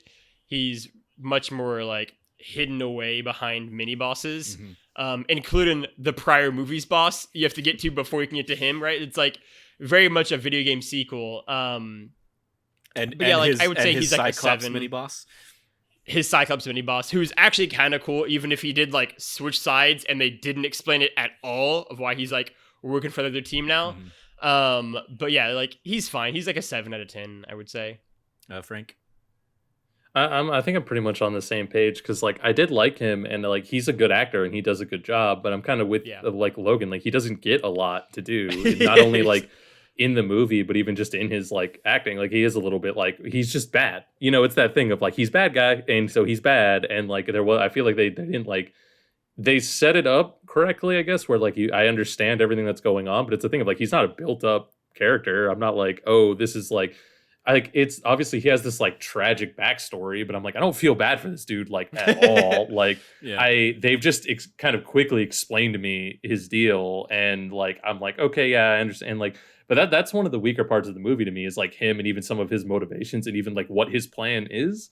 Because I know he wants to kill everybody, but I was like, what are you getting out of this? Like, are you like you? I guess you have the power to then just kill anyone, but I'm like, you just want to wipe out millions of people. I'm like, are you then becoming a dictator? Are you killing he's the specific Austin Powers people? parody of a Bond villain almost in that regard, which is like, I want to destroy the world. Why? To destroy the world, obviously. What more needs to be said, right? Like it's just very much like an Austin Powers parody of a Bond villain. Yeah, no, that was I was gonna say that was the kind of the distinction I was gonna make was I think Rami Malek shows up to do what is asked of him and does it great, but like the movie didn't care about the villain as much as it does about the Bond and Madeline story or the Bond closure story. Like he is a means to an end for the other elements of this movie that it's more interested in examining, but like so I guess if they realize that they're not gonna put a lot of focus into the villain, then they might as well just do a greatest hits kind of Bond villain of let's give him a secret island lair basically that is only missing a volcano, and he's gonna be scarred, disfigured face, and he's gonna have a very let's just destroy the world kind of mentality. And Rami shows up and does that and does imbue a little bit of extra like I heart to it, I guess, in his like obsession with Madeline as well, like going back to when they were both kids and he tried to kill her at the beginning. He was definitely like a full-grown man at that point. There's a whole other timing issue to that. But yeah, it's like I like him for what is asked of him, but admittedly I recognize that also they didn't ask a lot of him, and that's another element of like much like Ana de Armas, I would have liked to have seen if they had been able to flesh that out a little bit more. Instead, we get again a series of mini bosses. We get Logan, we get Cyclops, we get the Boris type guy that is the scientist that's Who got way more time than anyone ever thought. Yeah, exactly. He gets introduced in the beginning as like a part of a joke, and then ends up continuing to come back and come back and come back, and then finally just has like a complete turn into super racist just so he can be killed off. It's like, all right, that's sure. Yep. His character, like, if we can take a moment here, like, his character was so weird because I can't, like, every time he appeared, I was like, they're just gonna murder him now, right? Like, they have no reason to keep him around. Like, I just kept waiting for him to be like killed by the bad guys, and they just like kept not doing it. And I was like, is he just like part of the crew now? Like, what's happening here? Like, it was such a bizarre like role and character to just like have be such a big important deal. And like Rami Malek, to something Frank said too, like, they gave him a tragic backstory. The problem was, like, they introduced him in the wrong order, right? So, like, the first time I see him is as a terrifying dude in a mask who just murdered a little girl's mom and chased her onto and tried to kill her and chased her onto a lake, right? And then it literally has, like, a tragic backstory. And it's like, yeah, it sucks, but also you just killed a girl's mom. And so, like, I don't know, man. Like, I can't feel too bad for you. You're, like, a creepy creep. So it's also, like, even, like, there, it's, like, sort of a, you got a tragic backstory, but also we saw only does so much. We saw him as Batman without seeing his parents get the pearls ripped out of him. Yeah. And it's just kind of like, all right, like, I get it, but like, I need to see the parents die first, right? I need to see it every Batman movie. Yeah. So that was that. All right. Any final thoughts then as we wrap up? Frank? There was one quick thing I wanted to give a shout out to, just because I forgot when we were sort of talking about it earlier. But I really liked there's a shot where M is like sitting in that hallway because I think he has to go talk to the prime minister, and it's when Tanner comes in and gives him the phone, and then they leave and go on like the mission or whatever. But there's this shot where he's sitting there like in the chair, like he's like freaking out trying to think this over. And the shot is like pans down the hallway, and you see the old Dame Duty Gents M on like her portrait, and it's like beautifully lit up on the wall. But the reason I was just kind of going over is because like I thought that was a really awesome shot and a really awesome way to sort of show, because to me it was like she is like, her legacy is like still looming over him, right? Like he's like, I fucked this up. And then you had this M that was like perfect the whole time, who's just like this portrait's just lit up like above him. And he's just kind of like staring at it and like trying to figure out like, what do I even do? Like, this mess has gotten way too out of hand, you know? And then Logan, correct me if I'm wrong, but the other portrait that's like heavily featured in that sequence was the original M, right? I think so. I know in Skyfall, I believe they have Bernard Lee's picture there, who's the original M. I think this picture we saw in Let Him Die, if I'm not mistaken, is actually Robert Brown, who was the second M, basically. But it's another M. Who was M for a long time before Judi Dench. Okay. Yeah, so it's another one of the... Because only 4 people have ever been M, right? And so over 59 years, so you can kind of do the math on that one. Yeah. Okay. But it's a cool world building thing, I thought, and then I also just 100%. thought it gave me the emotional thing that I felt like he was feeling. And where I feel like he literally has this like over him. And it echoed the sentiment that Bond kind of introduced earlier in their initial confrontation of like, is this desk bigger or is the man behind it smaller? It was such a good scene. Yeah, and then like the desk is definitely the same size. His final burn. Yeah. Like, haha, fuck you, M. Like again. It'll be fascinating as we dive into a more thorough rewatch / watch along of the Bond stuff, because for me, not being able to, because there's no way I'm going to be able to appreciate the Connery and Moore eras as they were intended kind of thing, because that's just not how I'm wired to enjoy movies of the past and stuff. It's going to be very tough if we get to a point where like we're ranking the Bonds for anybody to top Daniel Craig, because while I admittedly I haven't seen his 2 real stinkers, like I think he gets such a thorough, complete story and does such a great job in the role that like it's just going to be very hard for me to like to have anybody on top of him. Like I might enjoy other Bond movies more, in the ultimate like run of things. Like, Yeah, I mean, I think you will. like, I mean, like even GoldenEye or something like that, just because of all the other elements at play. But I think in terms of like the men who played the man, it's going to be really tough to top what Daniel Craig brings to the role, I think. So. Right, I'm really curious. I mean, we're obviously going to do a show about this, but I'm really curious, obviously, for really for you to watch all of the Bonds, right? Because you are coming in so fresh, right? Because like each one does something so different, right? Like obviously, I love Sean Connery's James Bond, and so I think he is the closest analog in a lot of ways to Daniel Craig because he does get his own, each of his movies very clearly is directly following the one that follows it, kind of thing, with like one kind of exception, but like they're all kind of continuous, and he gets his own story with Spectre, and that's kind of that whole dynamic. And he's just also obviously Sean Connery. He's a great actor. And then like Roger Moore, I'm really curious for you to watch because he does such a different thing from Sean Connery. Like it is a jar and break when you get there. We go full people, comedy. Yeah, but people love that, right? Like all of our parents' generation is probably like Roger Moore age, right? Like my parents' first date was at a James Bond movie for Roger Moore, right? And so like, my dad really loves that kind of Bond. And then you get to like Timothy Dalton, who really just kind of got fucked over. It was basically like Daniel Craig 20 years too early, in terms of being like very like dark and brooding and like really pissy and angry and never happy. But it was like too soon after Roger Moore.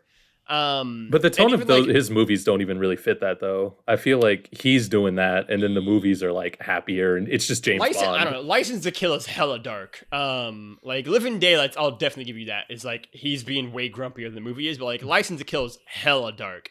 Like that's low key probably the darkest Bond movie. Like if any Bond movie would be getting R-rated, it's definitely License to Kill. They're fucking like dropping human beings into like meat grinders, and like sharks are mutilating people, and like a guy gets blown up in a pressure cooker. Basically, like that movie is intense. A guy gets lit on fire. Like that movie itself is really dark. Even its central premise of like why Bond is on a revenge mission is intense. But like you said, it's just like too early, right? So like I'm actually kind of curious to see what you'll think of the other Bonds. Like ultimately, like you said, you might still be like Daniel Craig is your favorite, and like that's fair. He's a great Bond. But like I am definitely really excited to see what elements of the other Bonds you really enjoy, and what parts you might not like as well. Just as there are elements of Daniel Craig you don't like as well, whatever. But like I'm curious to see what you kind of pull from each one of them, and like what you kind of take from each distinctive era and interpretation of Bond films, because Daniel Craig is doing something very different in a lot of ways to what everyone else has done, while also kind of pulling from certain aspects of it. Yeah. Cool. Any final thoughts from you there, Frank? Yeah, I just real quick, because I'm kind of with Logan, where I'm curious to see after we go through it, like what you do think, because I almost even agree with you though, where like as somebody who did that myself, like years and years and years ago, of like I was into the Daniel Craig movies, and I went back and I watched every single James Bond movie, even though I had only seen like parodies and parts of them and all that.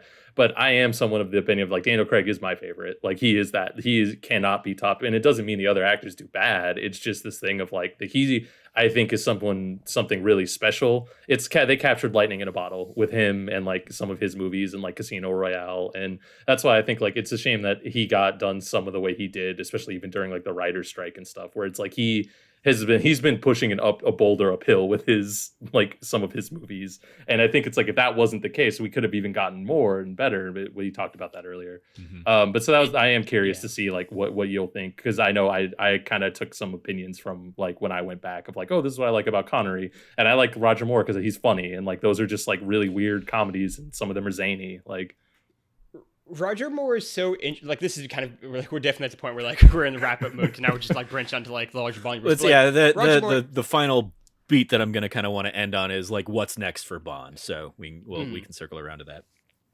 Roger Moore is so interesting because he is in some ways maybe the most divisive Bond. Like him and Timothy Dalton, because some people really love Timothy Dalton, which I think is like. I don't think Timothy Dalton is like the best or the worst. I think he's just kind of like neutral, but people really like him or really don't like him. But like Roger Moore too, like people either are in for the campiness or I feel like they're not, right? And like Roger Moore is so fascinating because like he was Bond the most times. He was in 7 Bond movies. And so like the way he evolved in that role too, right? Like where like he kind of had to try to find his footing before he kind of like really nailed down what his Bond was, and then he just got really old and like went and like just was an old Bond. But like his movies are so like in some ways I think Daniel Craig's Bond movie run is most similar to Roger Moore's, where it's very up and down. Because Roger Moore has great Bond movies, right? Like Spy Who Loved Me and Live and Let Die are fantastic, right? Yeah. And then he's also got The Man with the Golden Gun and For Your Eyes Only, right? That are and Moonraker that are a lot dicier to say the least, right? And like that's very similar to obviously to Daniel Craig, where he's got like an up and down, up and down, up and down, right? Whereas Pierce Brosnan is much more like he had Goldeneye, and then you either like it or you don't. Then he had right? 3 others. Yeah, and like I love The World's Not Enough, but like that's very divisive, right? Versus like Sean Connery, who really did just have like his first 5 movies are pretty much all great to at the worst good. Sometimes you get a Thunderball. Yeah, and then Thunderball is definitely not his worst Bond movie. I would probably say like even among his first 5, Doctor No is probably the weakest, just because it is the first one they're figuring out. That's fair. But like those first 5 are all pretty much great, especially like the trio of From Russia with Love, Goldfinger, You Only Live Twice. Those are all like all-time great Bond movies. Right? And like so he, was really fortunate. I mean, he was fortunate. He also played a pretty big part in why they're all great. But Daniel Craig is much more in the Roger Moore vein of like, here's very hit or miss Bond movies. Hope you like what you get.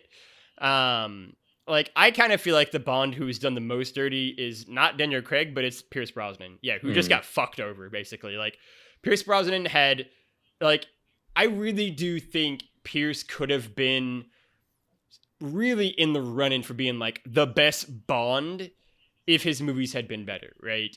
Because like GoldenEye's fantastic. Like you see like how good of a James Bond he can be, and even in all of his other 3 movies, Pierce is giving it everything he's got as he's trying to act against Denise Richards and shit, right? And like Hagrid, and Hagrid, and so like that to me is one where it's like, man, what a missed opportunity we had in Pierce Brosnan in like the 90s, where like he got GoldenEye and was off to such a good start, and then like Tomorrow Never Dies is hella boring. It's just like nothing really like. The villain's a newspaper magnate, right? Who just wants to make more profits for his newspaper. That's exciting shit, right? And like they even have Michelle. Oh my god, I can't even get into that. Like how wasted the cast is in that movie. And then World's Not Enough, I think, is a lot of fun actually. And then Die Another Day is people have some takes in that movie. It is not the worst Bond movie. People need to calm down, all right? But it's not great for sure. Right? He didn't get a lot to work with in any of those movies. And so, like, it's such a disappointment to me, right? And so, like, to me, to circle back to Trevor's point of, like, what we want in a future Bond, I do want I want someone who can get a consistent series of movies together. But B, I definitely want someone who can be fun, right? Like, I am always been someone who, like, doesn't really love the Roger Moore Bond performance that much. But, like, Daniel Craig's 5-film, 15-year run is maybe, like, I want something more fun. I want someone in the vein of like a Pierce Brosnan who can really seem to enjoy the role, right? And have some fun and be tongue-in-cheek and be kind of quippy and throw out the one-liners, right? Like, I don't need, a Marx Brother comedy, but like I want some fun and levity to the Bond movies too. And I think the Bond series is pretty good at, self-correcting from one Bond to another. They're all pretty different. I think they kind of run that kind of air of what they want and then do something very different, which is also why, as I throw out my pitches of like who I want the next Bond to be, right? Like I would love it to be, I'm going to keep pitching it until it happens, like John Boyega or Dev Patel. Like I really would love to see that interpretation of a Bond, right? Like what does a person of color as a James Bond, what does that story do? What is like, maybe if they did a like working class Bond background, right? Like a little bit like Kingsman, where like, he isn't someone who went to Eton and Oxford and who kind of had a manor for a home, right? Like he does have to,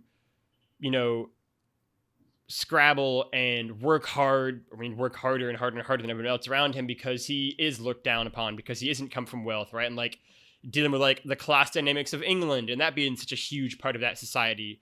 Plus maybe dealing with like, the race system in England too, in terms of being a person of color if they went that route, right? Like, I think that would be a super interesting dynamic that would open that character up to a lot of new avenues for storytelling that they haven't been able to do beforehand, right? Like, I think that's what I look at in terms of what would be really exciting for the next James Bond.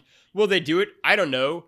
Barbara Broccoli and Michael Wilson are really not necessarily always that adventurous as the producers of the Bond series, but sometimes they are. Sometimes they let you do really exciting things, like with Casino Royale, and Skyfall, and No Time to Die. The 3 Bond movies and Daniel Craig that really were great was them taking a risk. The 2 that weren't was them not. Right? And like, I just hope that they can commit to that, right? Like, I hope that they trust in a director too, because another big element of the Bond series is it is a lot of the producers making the movie decisions and not necessarily hiring that adventurous of directors. And so I hope that they can find directors who they do trust to do really cool, interesting new things with them. Again, I'm so thankful they gave Sam Mendes a chance, right? An Oscar-winning director to do Skyfall because it worked so well. And so like, that's what I would hope, is that they are willing to kind of hand off the reins and say, let's do a really cool young Bond story, right? Like, I think the things you're not going to get in the next James Bond are Idris Elba, first off, because he's too old, and it's really that simple. Yeah.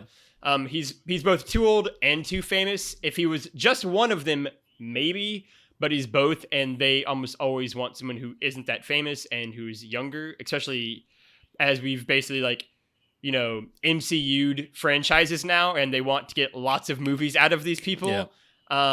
You're not going to get someone who's 45 like Roger Moore was when he first became Bond. That's just not going to happen. And Idris Elba is older than that, I think. I think you're going to get someone much more in the line of like a John Boyega, a Dev Patel, Henry Golden, Nasu Ben Bellevue always talks about wanting to be the next Bond. Someone younger, probably in their late 20s, early 30s. I don't think we'll get a prequel, probably. Like, I don't think we're going to get a Casino Royale type film again. We'll probably get something that just like sets him in the role already. But maybe not. If they went down, the route of wanting to do like a working class background story, they might do an origin story. And then it's, like, they're going to have to recast M and Moneypenny and Q, and Turner and Felix. All right. Like, they're going to just completely redo the whole cast.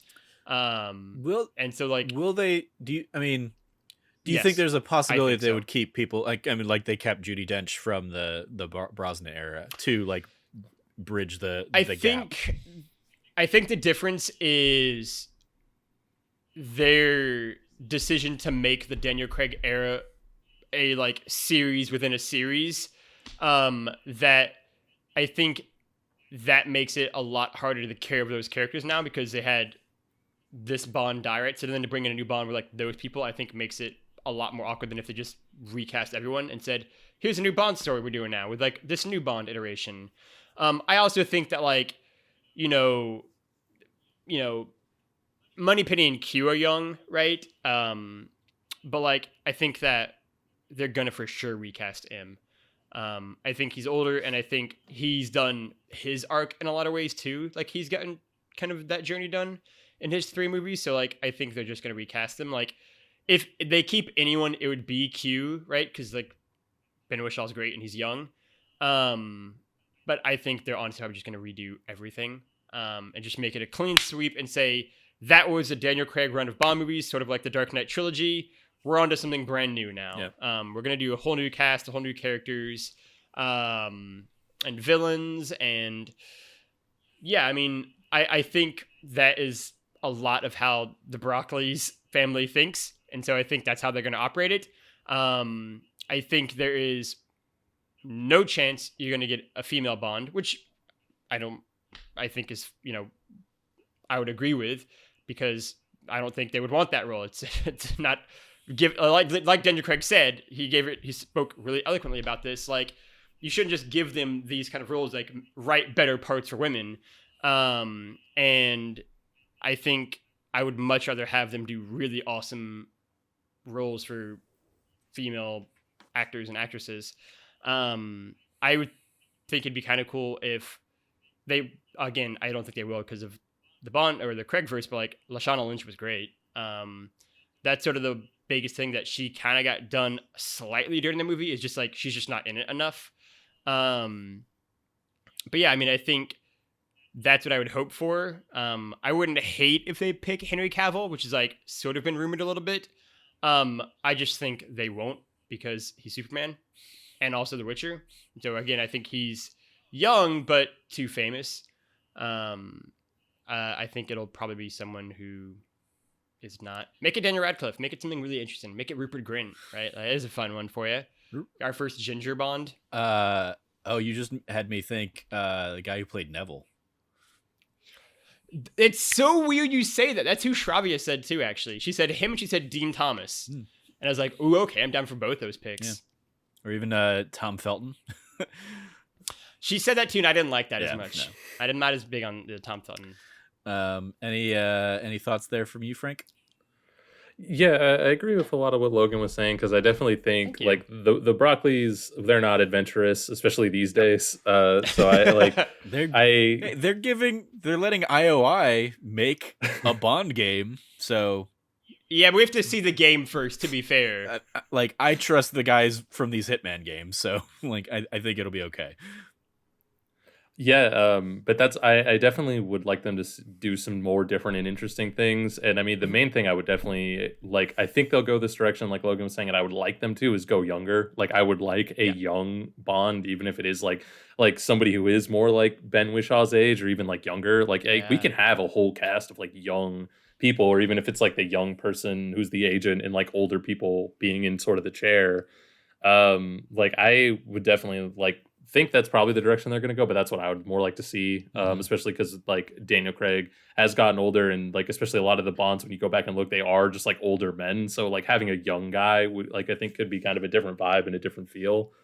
I would almost be interested if they did keep the other characters from this universe and like kept that going forward, and then it was almost like a new younger agent having to come in and take over that 007 moniker, and then like they're basically in James Bond's shadow. Like it's like, how do you even fill the shoes of the greatest like spy who's ever existed, and just trying to have to deal with that. I don't think they'll go in that direction, but I think that could be something interesting to like.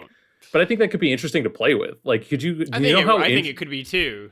I agree with you that the Broccoli's aren't definitely of interest enough to do that. Yeah. But that's what I just think would be interesting is like a character who's stuck in James Bond's shadow and almost needs to like prove themselves as like the new Bond. But I also wouldn't want to give them the moniker James Bond. Like I would rather just have him be James Bond, but be known as he was the greatest 00 agent ever, and do the scene where you put the 007 into the rafters, like you just hang there. Right. Are there any actors that you think would be a good Bond? Henry Cavill was the one who I had in mind. Like, I'm not the greatest casting director ever. I'm always super bad at the like, who would you cast as like whoever, but he's somebody who comes to mind as both of like. Not only who he played in the Mission Impossible movie, but also with The Man from U.N.C.L.E. Yeah, absolutely. Like he's really great in these like spy things. Is not only can he be a buff dude beating people up, but he's funny, he's charming, he's like smart, like so charming. He's a Bond, you know, and like and he is older and he is super famous. Sherlock Holmes too.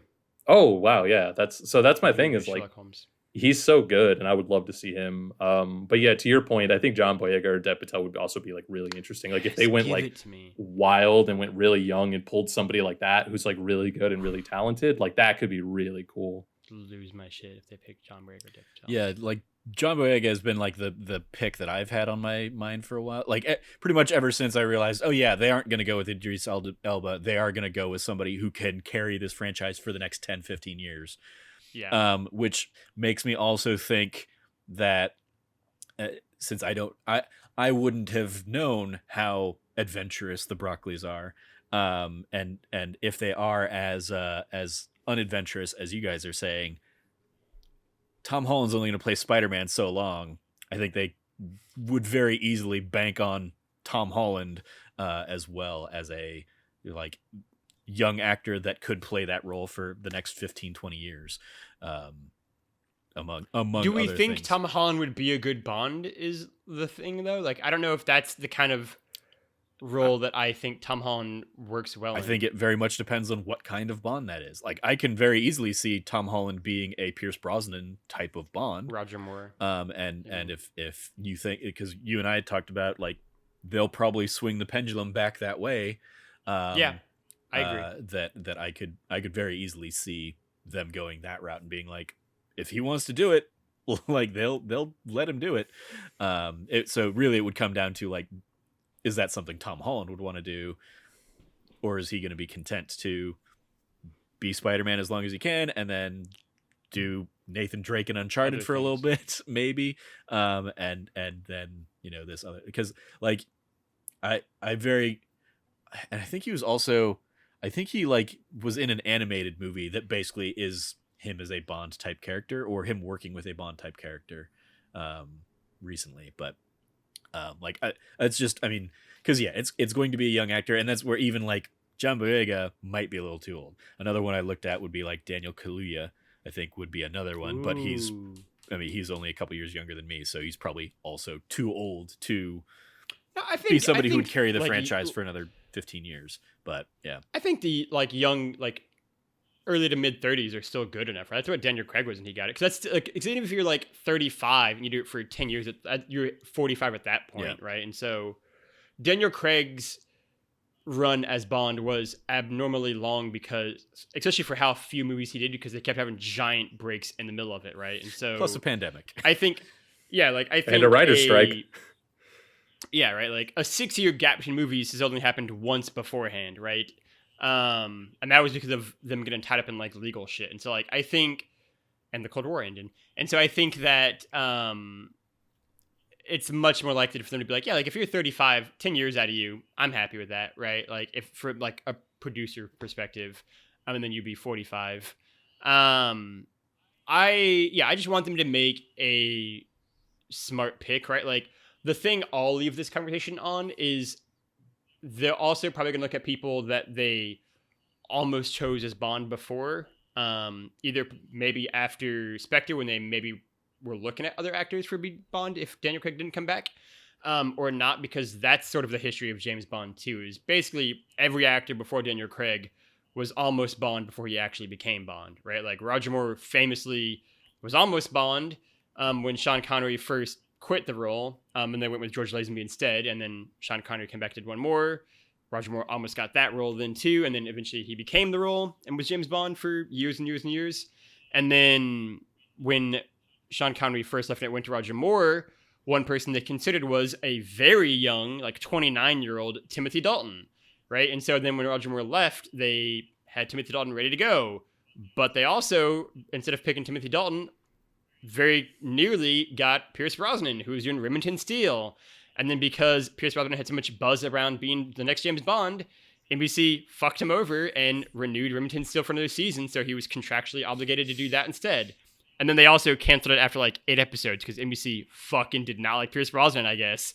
And then, yeah, Pierce Brosnan got the role eventually afterwards too. So, like, they were all almost Bond before they actually became Bonds. Like, I would also look at, you know, who they might have, like, screen tested, you know, in the past couple of years as well for potential roles, and then bringing that person back. One last element that I think, because you mentioning, oh yeah, and the Cold War ended, really reminded me how much, and this movie certainly touches on it as well, like, the idea that Bond was never designed to be a 21st century spy, and I don't, like, that type of spy doesn't really work with the kinds of, like, villains that stories can kind of tell these days. So I would actually even like regardless of who Bond is, I think Q and whoever they put in that role would have to almost be more elevated in like, to a degree, in the way that, like, Q in this film was out in the field. He's out there on the plane. He's the man in the chair, as opposed to just the gadget guy.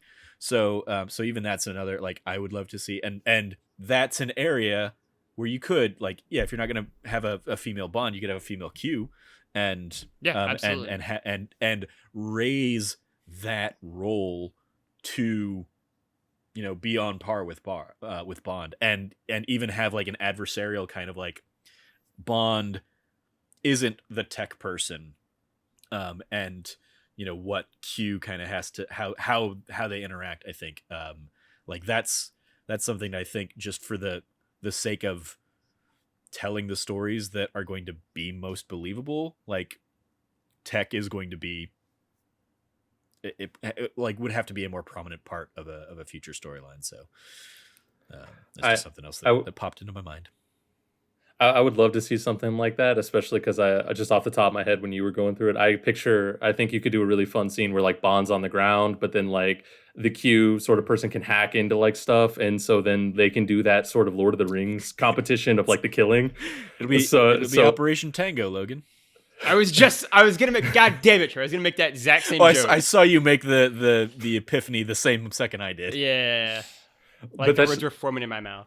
But that's just like a totally fun thing I can imagine. Can you even imagine like she hacks like a blimp or something and it blows up and he's like, that only counts as one. Like it's the same Lord of the Rings dialogue, but it's just with him like on the field and her just like hacking stuff from the air. Like I think that could be an incredible dynamic. Very Call of Duty-esque missions too. Mm-hmm. Yeah. And they bounce back and forth. Yeah.